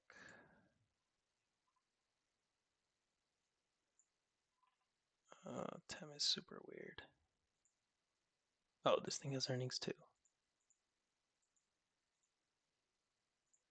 Um. Yeah, I don't know. I mean, this week has downside nodes, and next week OPEX is a ton of upside. So it's a pretty weird situation here. Yeah, I probably wouldn't play TEM or TEM. SoFi. Yeah, I think Kramer left, but I'll send him the recording.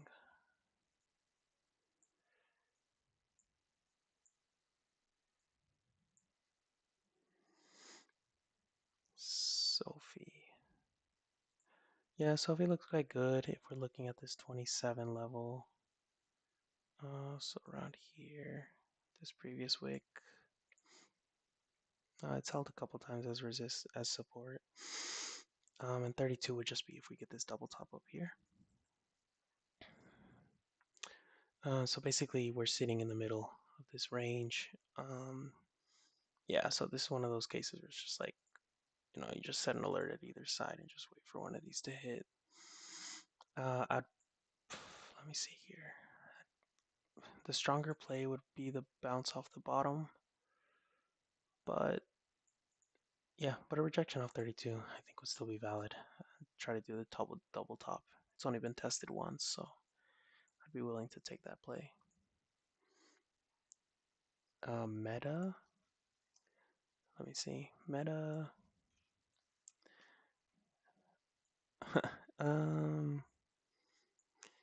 Yeah, with the earnings drop off and just continued sell off for a bit, I would give Meta a bit more time to reshuffle. A lot of these nodes, like, they take a bit of time to catch up sometimes, so yeah, I'd probably stay away from Meta still.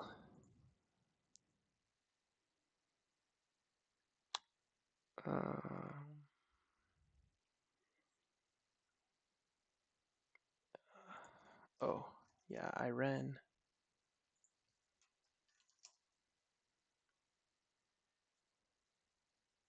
Oh, so I think Iran gapped up over the weekend off of news, I believe.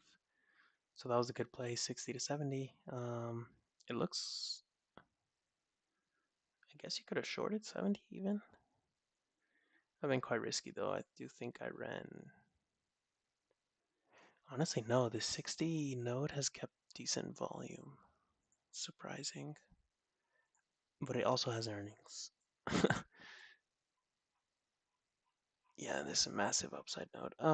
Yeah, I'd probably stay away from Iran. Like just with the weekend pump, earnings Thursday. We really only have a 2-day window to play that, so I'd probably just stay away there. Oracle.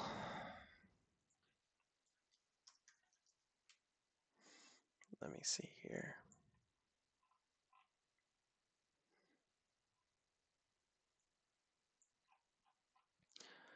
So Oracle.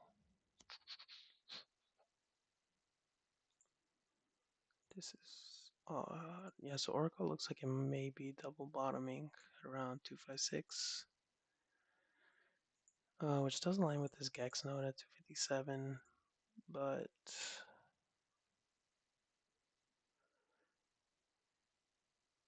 yeah, I guess one thing to take into account is we did come from this 280 price level last week.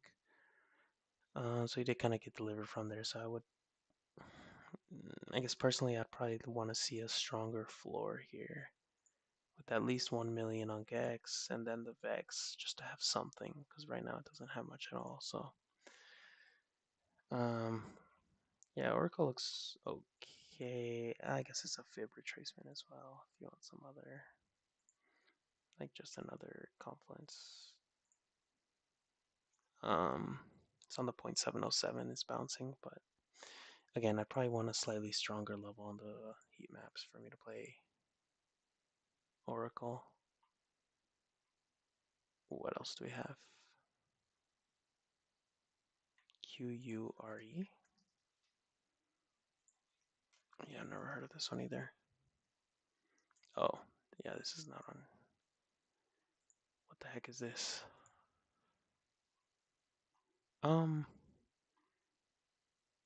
yeah, I don't, probably wouldn't play this ticker. This is wild. So they went from 14 bucks to 72 back to 12. Like what? I assume this is some new stuff, or I don't know what's going on here.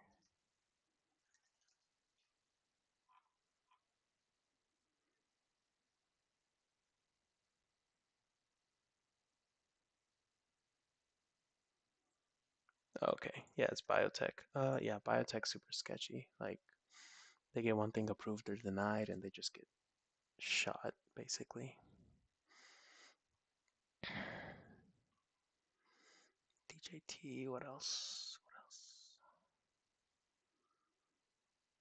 Okay. Rocket Lab. Yeah, I finally got to the more recent stuff. Yeah, Rocket Lab has decent flag here. Probably want to wait a bit longer. Yeah, Rocket Lab, we're kind of caught in the middle of a range right now, though. So this 50. Let me see. So to me, I like this 58 level looks okay. Guess the key maps are saying we'll probably drop even towards that 56.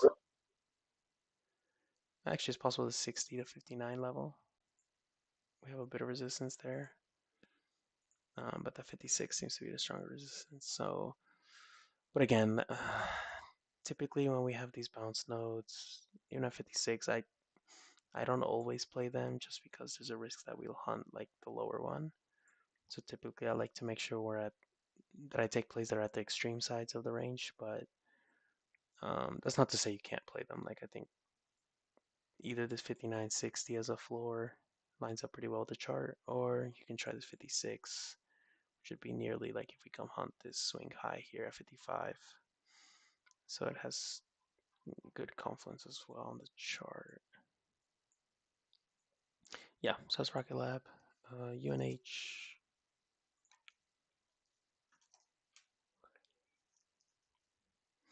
Yeah, so UNH has pretty good staircase upwards on VEX. Pretty good floor on GEX as well at 335. Like there's not much else under. Although we did kind of break through. We're at 330 basically right now. So it's seems like we're sweeping this liquidity from a while back at 331. So I'd say UNH doesn't look terrible actually for calls. May have to be a bit longer dated just to be safe. Take advantage of this whole staircase upwards. But yeah, calls here on UNH quite good. Uh, Oracle already went over Lulu. Yeah, so Lululemon. But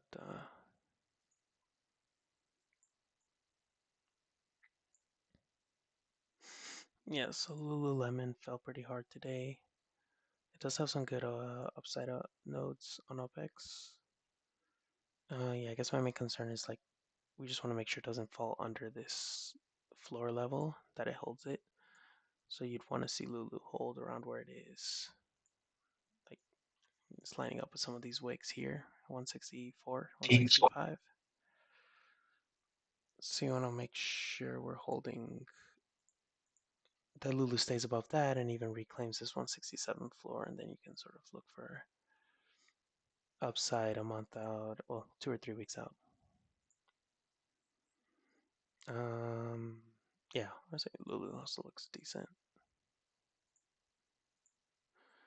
Okay, Mara. I think Mara's also some Bitcoin something. So yeah, Mara looks quite good here. We have a bit of like support resistance. Let me delete some of these older ones. We're not really at a floor on Heatseeker. I guess on 17.5 is kind of a floor. We do have good upside though. Like I would assume a $2 move, $1.50 move on Mara is still pretty good profits. I'd have to check contracts, but I would imagine that's the case. And a pretty good trend line here as well. So yeah, Mara. Yeah, I like that one. How? What else is there? Wolf. I know there's two wolves. There's one with an O and with a U. I think it was the one with the O that was moving crazy.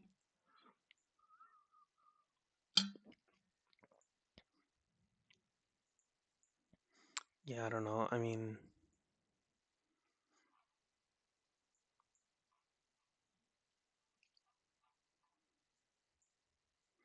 it's not much to go off this week. I guess if we hold 16, like you'd want to make sure we hold this current level on Wolf. And then looking out a couple weeks, there's some decent upside towards 17, 18, even 20. But yeah, as long as we hold this 16-ish level, I'd say it's pretty good on Wolf. Let me see. Yeah, Home Depot looked pretty good. SJ. What else? Oracle, I think already went over. Yeah, IV. Oh, okay. Yeah, yeah. So the implied volatility was super high for MBIS. TEM to play the bounce. Whoops, I should have been reading these comments. Oh, like a dip all the way to 75? Yeah, I mean that'd be good because then we're hitting these levels here around 77, 75 like here. Um, yeah, like if we come all the way down here towards this node on TEM, it would be great. That's a $14 drop, so I guess I'd be a bit surprised.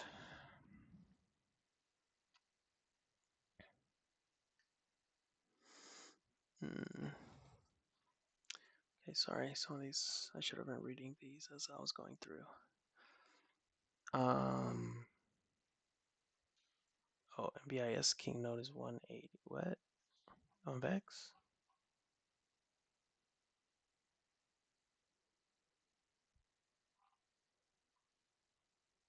Oh, 80. Whoops, I put a 180 in front of it. That's insane. Yeah, maybe just stay away from MBIS. Yeah, honestly, just stay away from that ticker. The volatility, those contracts are inflated anyways, so. Oracle still looks good for upside. 260 is a wall.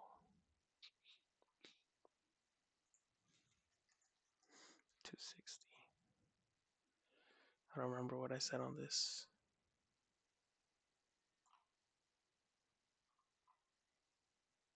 Oh, yeah, I see what you're saying. I mean, yeah, Oracle, as long as we can hold one of these levels, it looks pretty good. There's just like a lack of a floor, but like the upside pull is definitely there. Yeah, there's like a mini floor on Gex.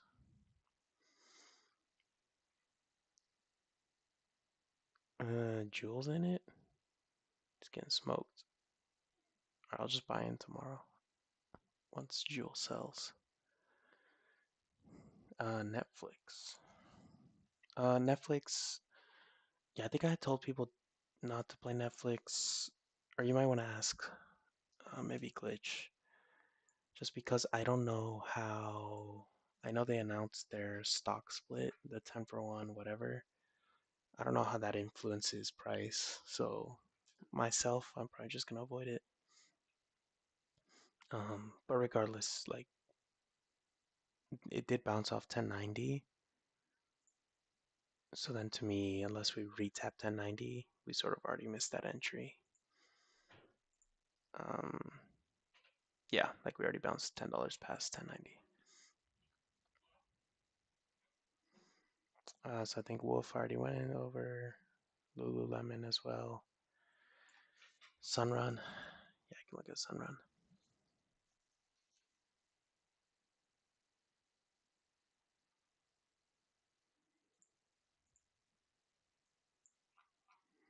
So yeah, Sunrun's been flagging pretty well.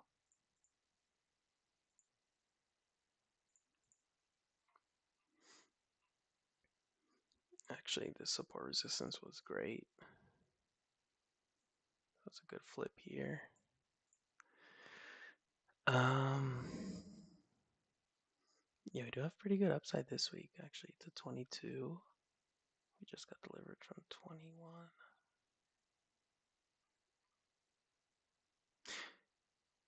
Yeah, Sunrun, I'd say it's not bad. Like if you're playing this resistance flip to support, as well as sort of this wedge, I'd say Sunrun you can probably try an entry. I mean, obviously there's no floor on Gex or Vex, so there's that risk.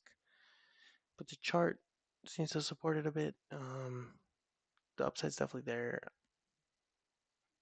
with the king nodes. I don't know the contract pricing, but if you can get 21 calls, 21.5 calls pretty cheaply, I would aim for those. Yeah, and just trim out as we hit sort of this upper trend line, most likely.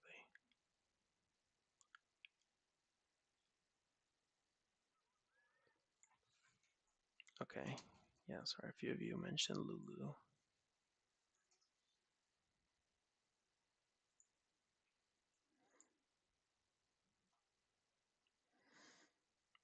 So yeah, Lulu had this levels that have been sort of previous support in the past.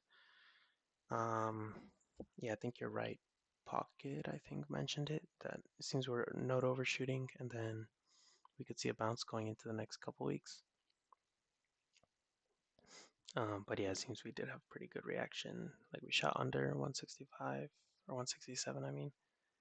But we do seem to be reclaiming that a bit. Oh, Mara has earnings. Okay, wonderful. Yeah, my bad. Okay, so yeah, Mara, take back what I said. It may be more of a lotto. 128 IV. Okay, maybe not even. Just wait for her. Just wait for her next time. No, it says Mara's after close. Is this wrong? Lily. Yeah, I think Lily. I had told people. I looked at it earlier. With the kind of move it's had, um, yeah, I realize the notes are pointing higher towards 950, but in the past 2 days we've ripped $60. So typically I'm not playing those. I'm not trying to catch another $50 on a stock that's already ran $60. It's just, to me, that's quite risky. For Eli Lilly. Run. Oh shoot, Sunrun has earnings. Okay. Yeah, so put a caveat on that one as well. Although this wedge looks really nice, but yeah, I guess earnings might be what explodes this thing one way or the other. What else do we have here? Spotify or Netflix? I think Netflix already went over. I said that I don't have much experience playing tickers after they announce stock splits. So I don't know if I'm gonna. Personally, I probably wouldn't play Netflix for that reason. Spotify though has a crazy channel here. Let me see. Oh wait, Spotify has earnings. Was this released already? Oh, it's tomorrow morning. Okay. Yeah. I mean, not much to say there. Like, it seemed to have double bottomed. Who knows what happens on earnings? It seems like downside is a bit favored based on this Vex node. Yeah, I mean, yeah, Spotify looks like downside. Probably not much more to say other than that. Open or open door.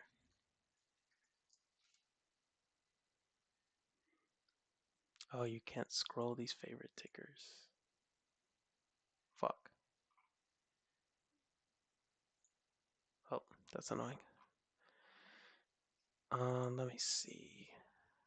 Open door.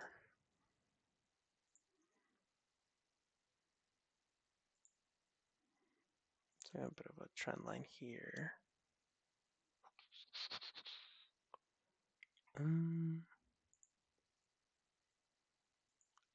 We do have good upside going into OPEX.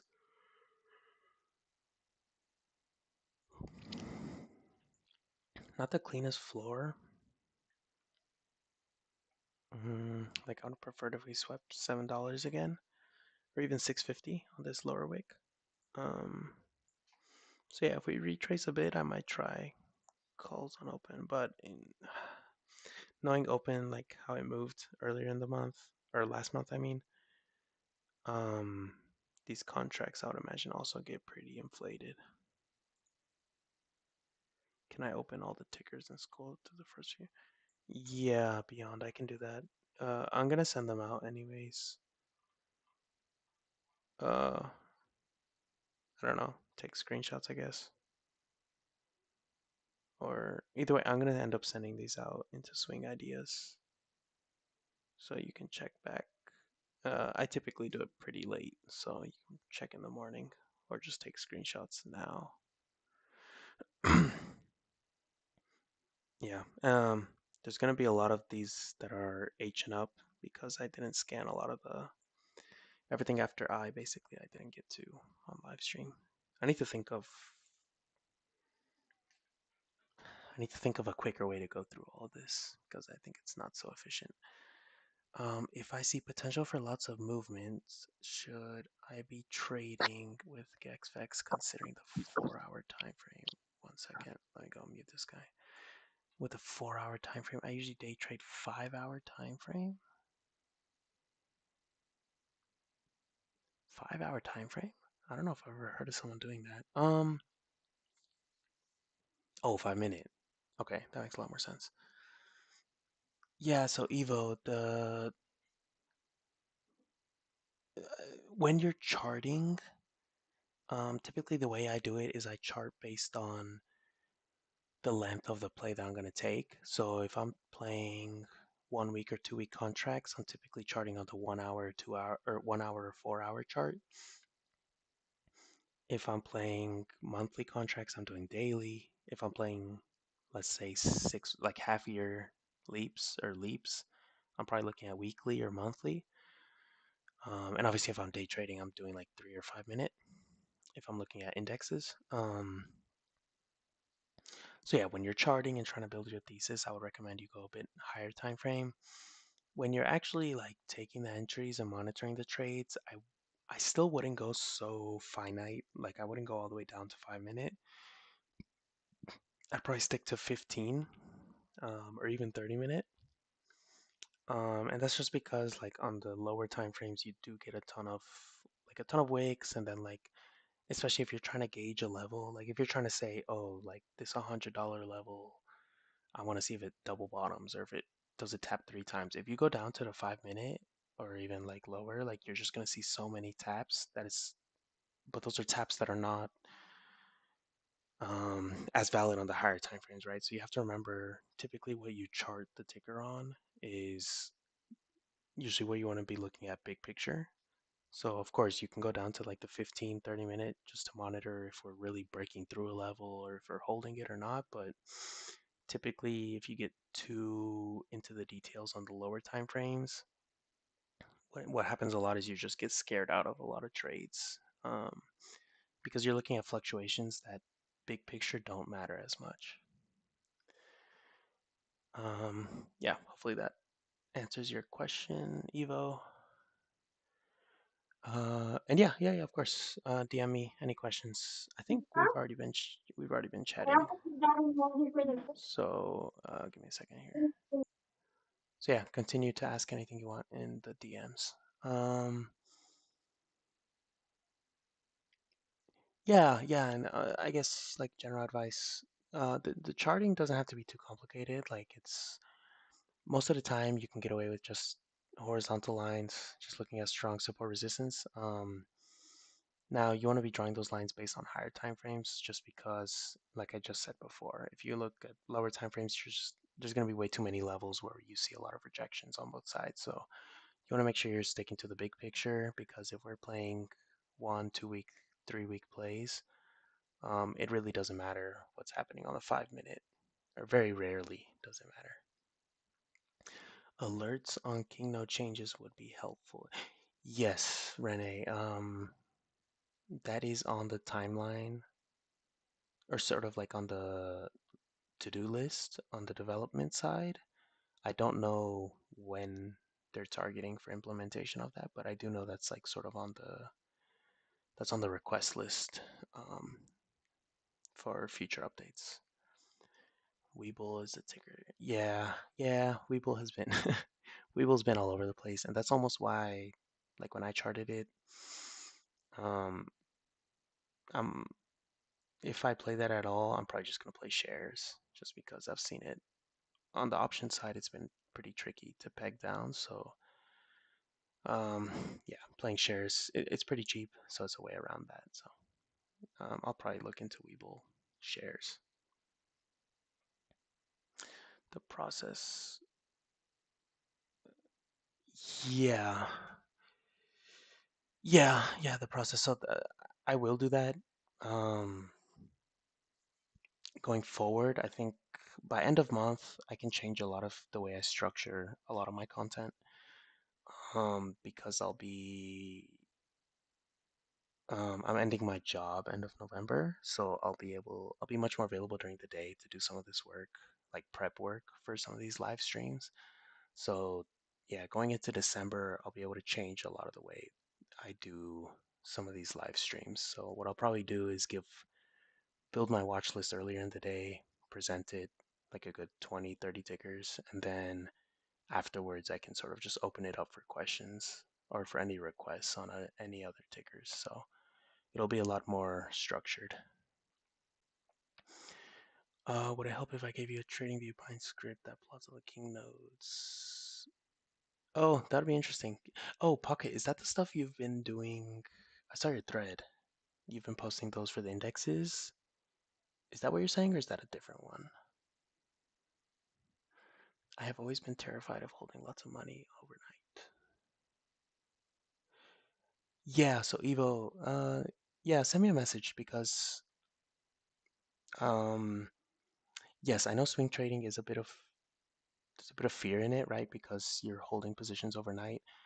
Um, while you're learning, the easy fix for that is just size super small, and take very few plays, right? Like if I'm only swinging 1 or 2 plays overnight, I'm actually not so concerned, because that's total 4 to 5% of my portfolio, right? So it's not a big stressor if you're sizing appropriately, and if you're not just entering too many trades, right? You want to also make sure you're limiting the amount of trades you're taking to just pick out the most highest quality ones. Um, I think Circle Jewel alerted and had sent out some information about SJ. I don't remember if I watch listed it, but I can send it to you later. Yeah, yeah, process that. Yeah, um, shares is always just a safer way to play through stuff. So if you're busy, if the IV is just really jacked up on a trade, just don't be afraid to play shares as well. Let me see. Yeah, true. Beyond leverage shares as well. Uh, oh yeah, thanks all. It was yeah. Happy I'm able to spoke with Glitch, work some stuff out, so I'll be able to put in a lot more effort for all of you on the one-on-ones, on the charting, YouTube. Like there's a lot of different things that I think we can, uh, that John, myself, Glitch, Jewel, that we can all improve to help you a lot a bit more. So I'll have a lot more availability. So there should be a lot more content coming up for you guys. Also, a lot more documentation. So there'll be a lot more case studies that you guys can sort of go reference when you're looking at some of these trades yourself, or when you're charting and looking through them. Um, what else? That's for intraday. Okay. Okay, Pocket. So it's sort of the same thing, right? Where it's like it's still pulling the top 5 nodes for a map.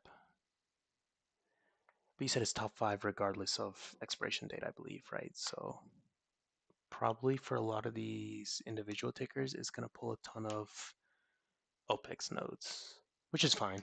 I'd still be interested to see that. So yeah, if you can DM me, or I don't know how those Pine script. Yeah, I guess you have to share access to me. So yeah, DM me and then we can chat about see what, because I would be curious to take a look at that. Do I use indicators? No. So, oh, let me think. Last time I had indicators, I used to use indicators like in March. So this is before I was in this group. This group started in May, like the Asgard as a whole. So I used to use GagSpot in conjunction with the 21 EMA, I believe, um, to trade SPX, and it worked okay. But obviously, it's a lot more. GagSpot is a bit of a rougher tool. Like the levels are much less accurate. So once I joined this group, so these levels are a lot more accurate. I found typically I could just get away with using horizontal support resistance lines, and I didn't really need to add anything else. It was just, and it's a way to simplify your process, right? Like the simpler of a process and the simpler of setups that you can find and play. Um, one is just less thinking, right? Like mentally, you don't have to do as much mental exercise to decide whether a setup is good or not.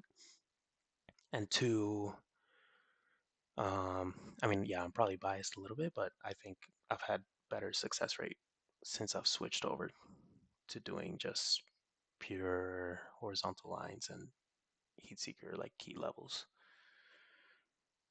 I'd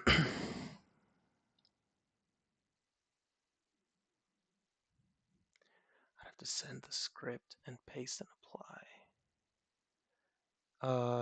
Yeah, that's fine, Pocket. Like, I'll copy it over, just see how I like it, and yeah, if I have to paste it every day, that's not that big a deal.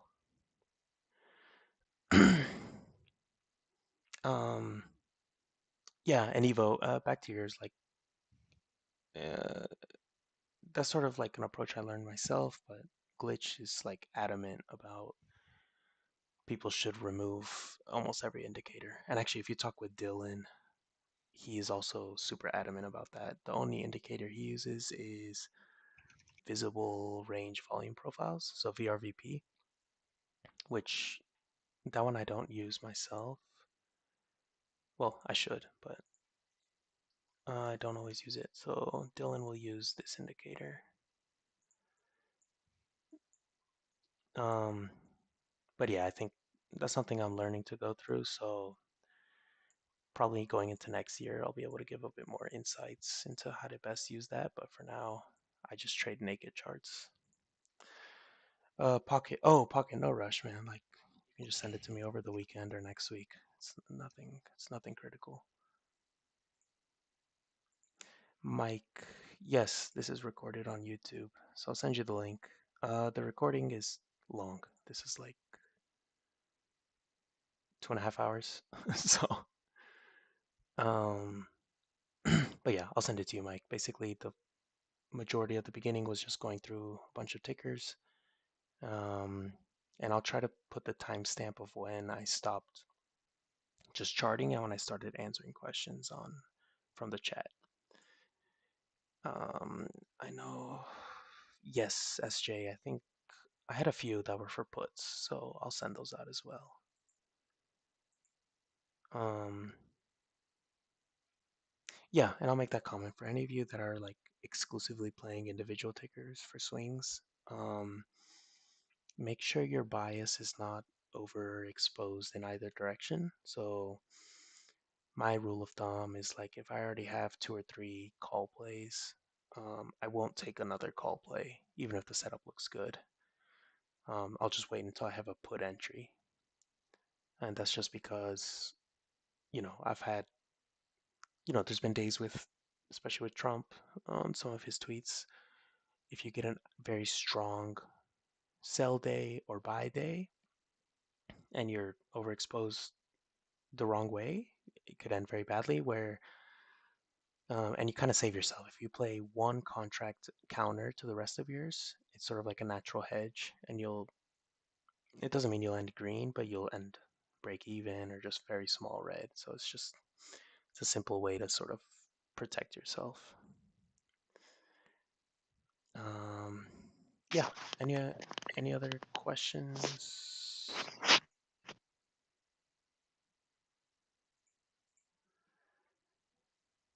Uh,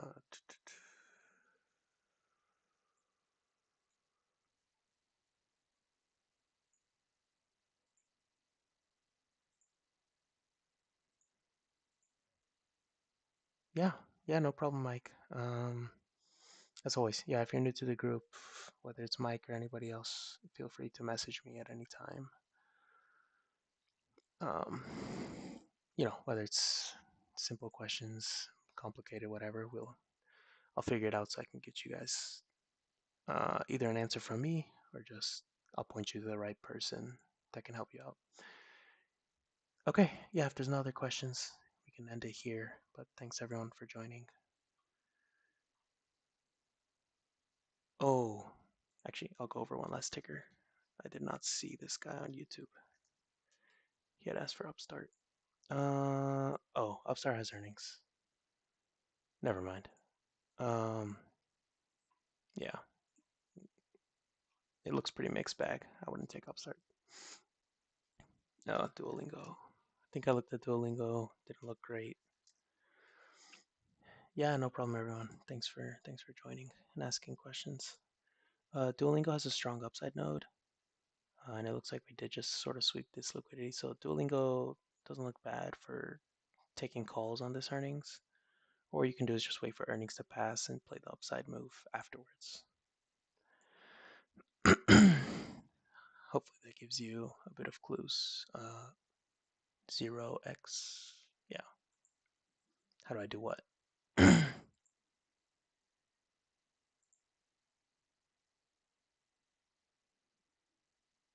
Oh, so there's a couple things like around earnings, there's always the contract prices are inflated. So what some people do is they just wait for the earnings to pass, and as soon as that IV, the implied volatility drops, the contracts all get much cheaper and they just enter in immediately after earnings. Obviously, that's just based off the implied volatility drop and not actually on the level of the chart or the heat map. So then on a case like Duolingo, probably what I'd be waiting for is either this week or next week. I'd be hoping some stronger node would show up on the heat map, right? Because right now we really have very little volume to bounce off of. So I'd really be hoping some level kind of shows up under price and that we can retest and bounce off of. So that's probably the safest thing to do. The riskier thing would be, as soon as earnings drops, as long as it's not a pump, like if we stay flat or drop, wait for that IV crush to happen and then enter calls like right after. That's a bit more risky there.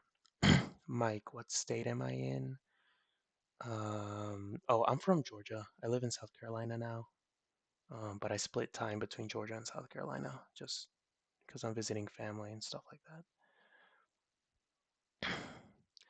Where do I look for entry? Fair value gaps? No, I typically only use fair value gaps on indexes. So if I'm looking at ES or NQ, um, I stopped tracking them on individuals just because they typically work best when you have a lot of volume, and also I've found individuals just tend to gap up and down a lot based on news or overnight. So it just creates a lot of fair value gaps that are not always.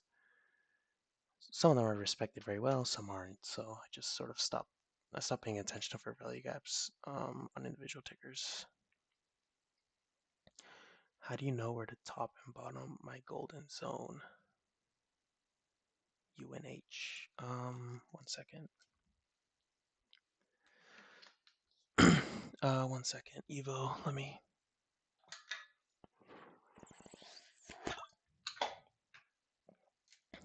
UNH 293 to. I don't even remember what I drew here.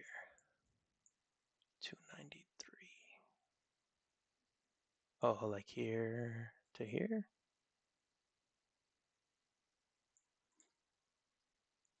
389. Oh,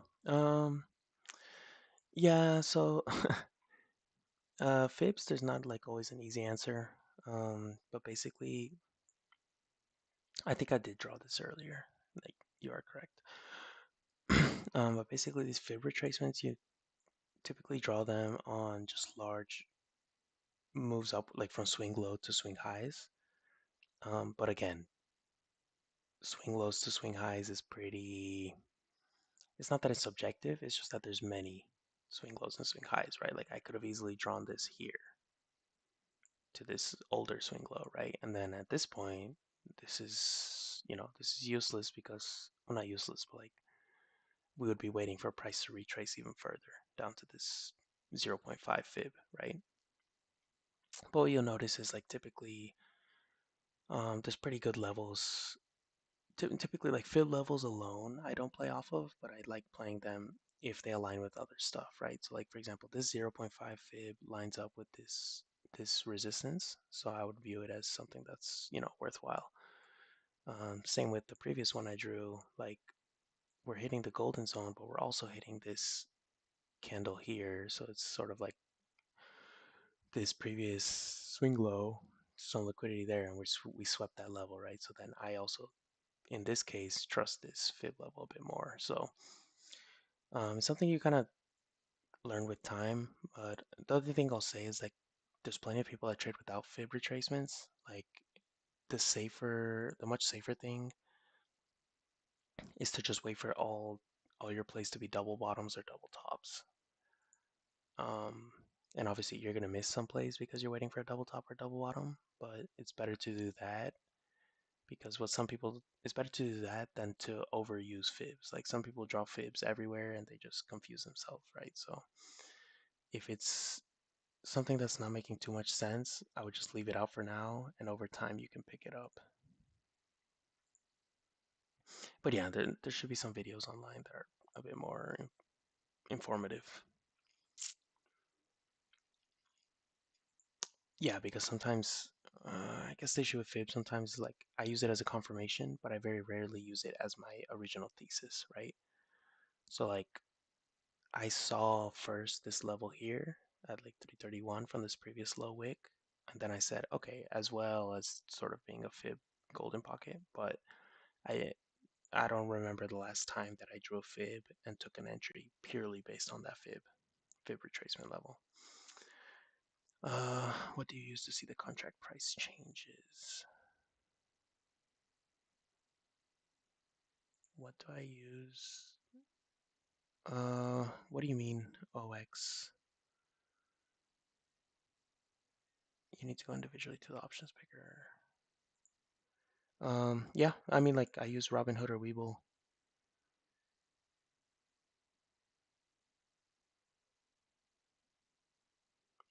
Oh, yeah, that's just like if you open up any of these apps, Um,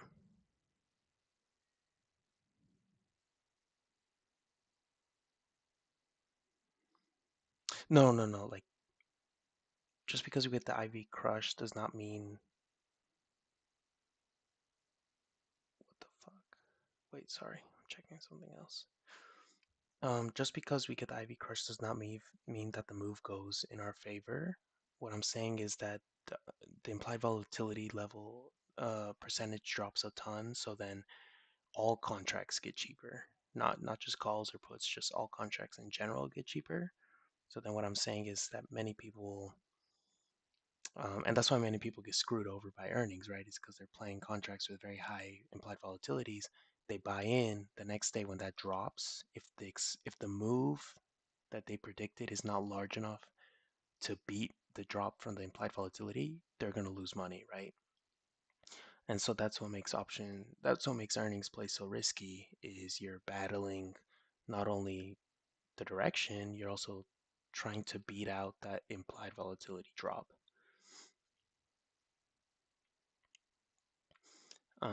Hopefully that makes sense, OX. Charbs. Yeah, bull. On the heat map, there's no floor. I think what I had said on this one is if you look at the chart, higher time frame, this $10, 30 level, or even $10, if you look for if you take this bottom wick, if bull drops under that, yeah, there's not much holding it up. So if it holds this level, it should be quite healthy, but if it drops under, I'd be a bit concerned on Weeble.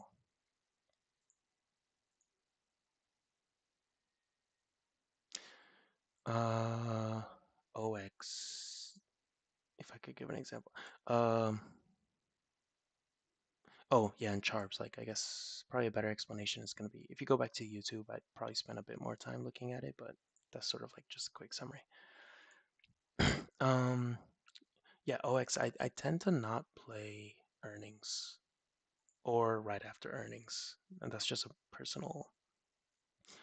it's like a personal thing, but I've found a lot of times there's pretty heavy reshuffling after earnings. So, or if we have a large move, it takes some time for the nodes to sort of reaccommodate. So then I tend to avoid tickers right before earnings, right after earnings. Well, no, right before I'll consider it, but I usually don't play earnings itself, and I usually avoid them after earnings. So, um, I can see if someone else in the group can give you a better example, but I don't have one for you.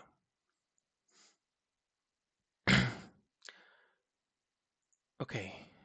Anything else? I will have to go soon just because I have some one-on-ones I gotta prepare for afterwards.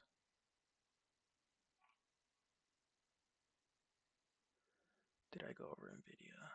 I don't know if I did.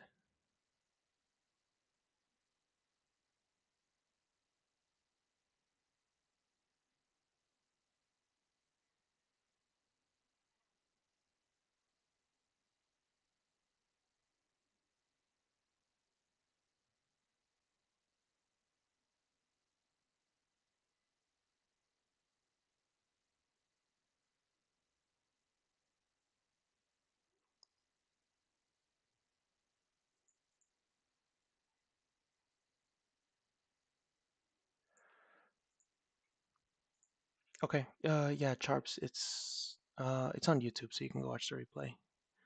Sorry. Yeah, I'd go over it, but I have to hop over to some other calls. Mike, I'll let you ask this last question before I end it.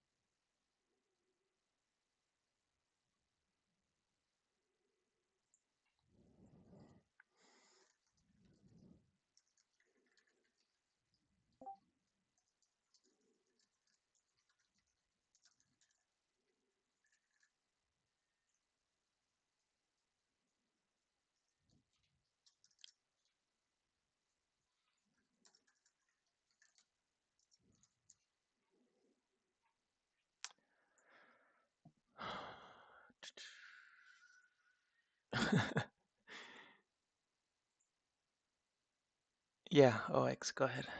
Um, what do I trade more? So yeah, actually when the tool first opened for access, it was only SPX. So that was the only thing I traded. After about a month or two, once Glitch finally started implementing some into some other tickers, I almost immediately switched out of SPX just because with my job it was a bit complicated to get the time to always be monitoring the charts and the maps. So it was a lot less stressful. Like there'd be many times I was in a play and then I'd have to go to like 3 meetings and I'd just be screwed, right? So it's a lot less stressful doing these longer dated swings, whether it's a week or 2 week. Um, so nowadays I trade almost only individual tickers. Um, and yeah, I mean, I don't trade earnings, but you know, 30 tickers have earnings, but that means the other 200 whatever don't, right? So there's still plenty of value you can find with with less risky tickers because you're avoiding earnings, right? So I know like earnings plays can be very flashy in terms of like their huge percentage gains, etc. Obviously, they happen very quickly, right? It's overnight gains, but yeah, I'd much rather show setups that you can find every week, regardless of its earnings or not, because that's going to be more repeatable long term than always hoping that those earnings plays are going to work out in your favor. Yep. Okay. Hopefully that is, oh, sorry, a tip for how to find those plays outside of earnings. Sort of what I was doing earlier. So like if you look at, yeah, I'm just scanning maps. So basically I scan maps, try to find ones that have wide ranges and have very few nodes. Like I don't like to see cluttered maps where there's 5 or 6 nodes with just volume everywhere. If I'm seeing a map with only 2 nodes, very spread out, that to me is a very good sign.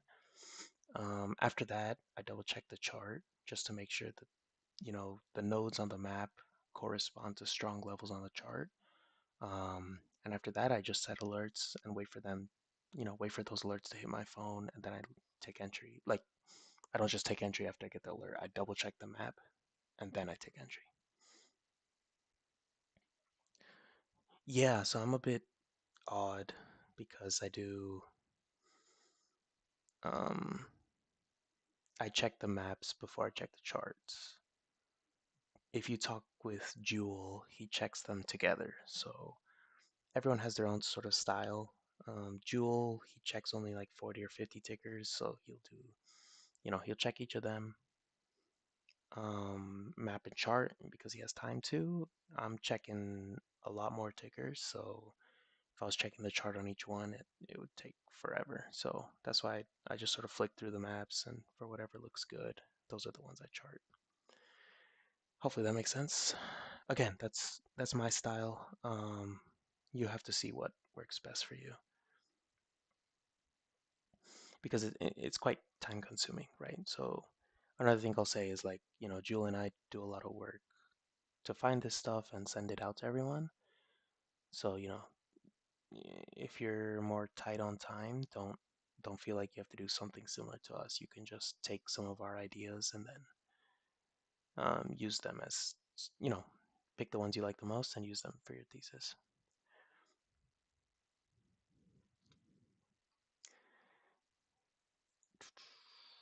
Yeah, there's a lot of things that we'll probably implement long term onto Heatseeker. It's just right now we have to do a lot of the work ourselves because it's really just it's a visualization and presentation.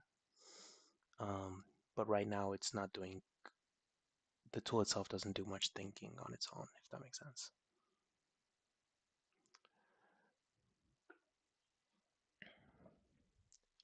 Yep, yeah, with time it'll get there. All right, yeah, I'm gonna have to end it here. Yeah, thanks for all the questions. No problem, man. If you have any other ones, as always, just send me a message in the PM. But yeah, let me cut the live stream on YouTube, and then I have to hop over to some one-on-ones. Thanks all for joining.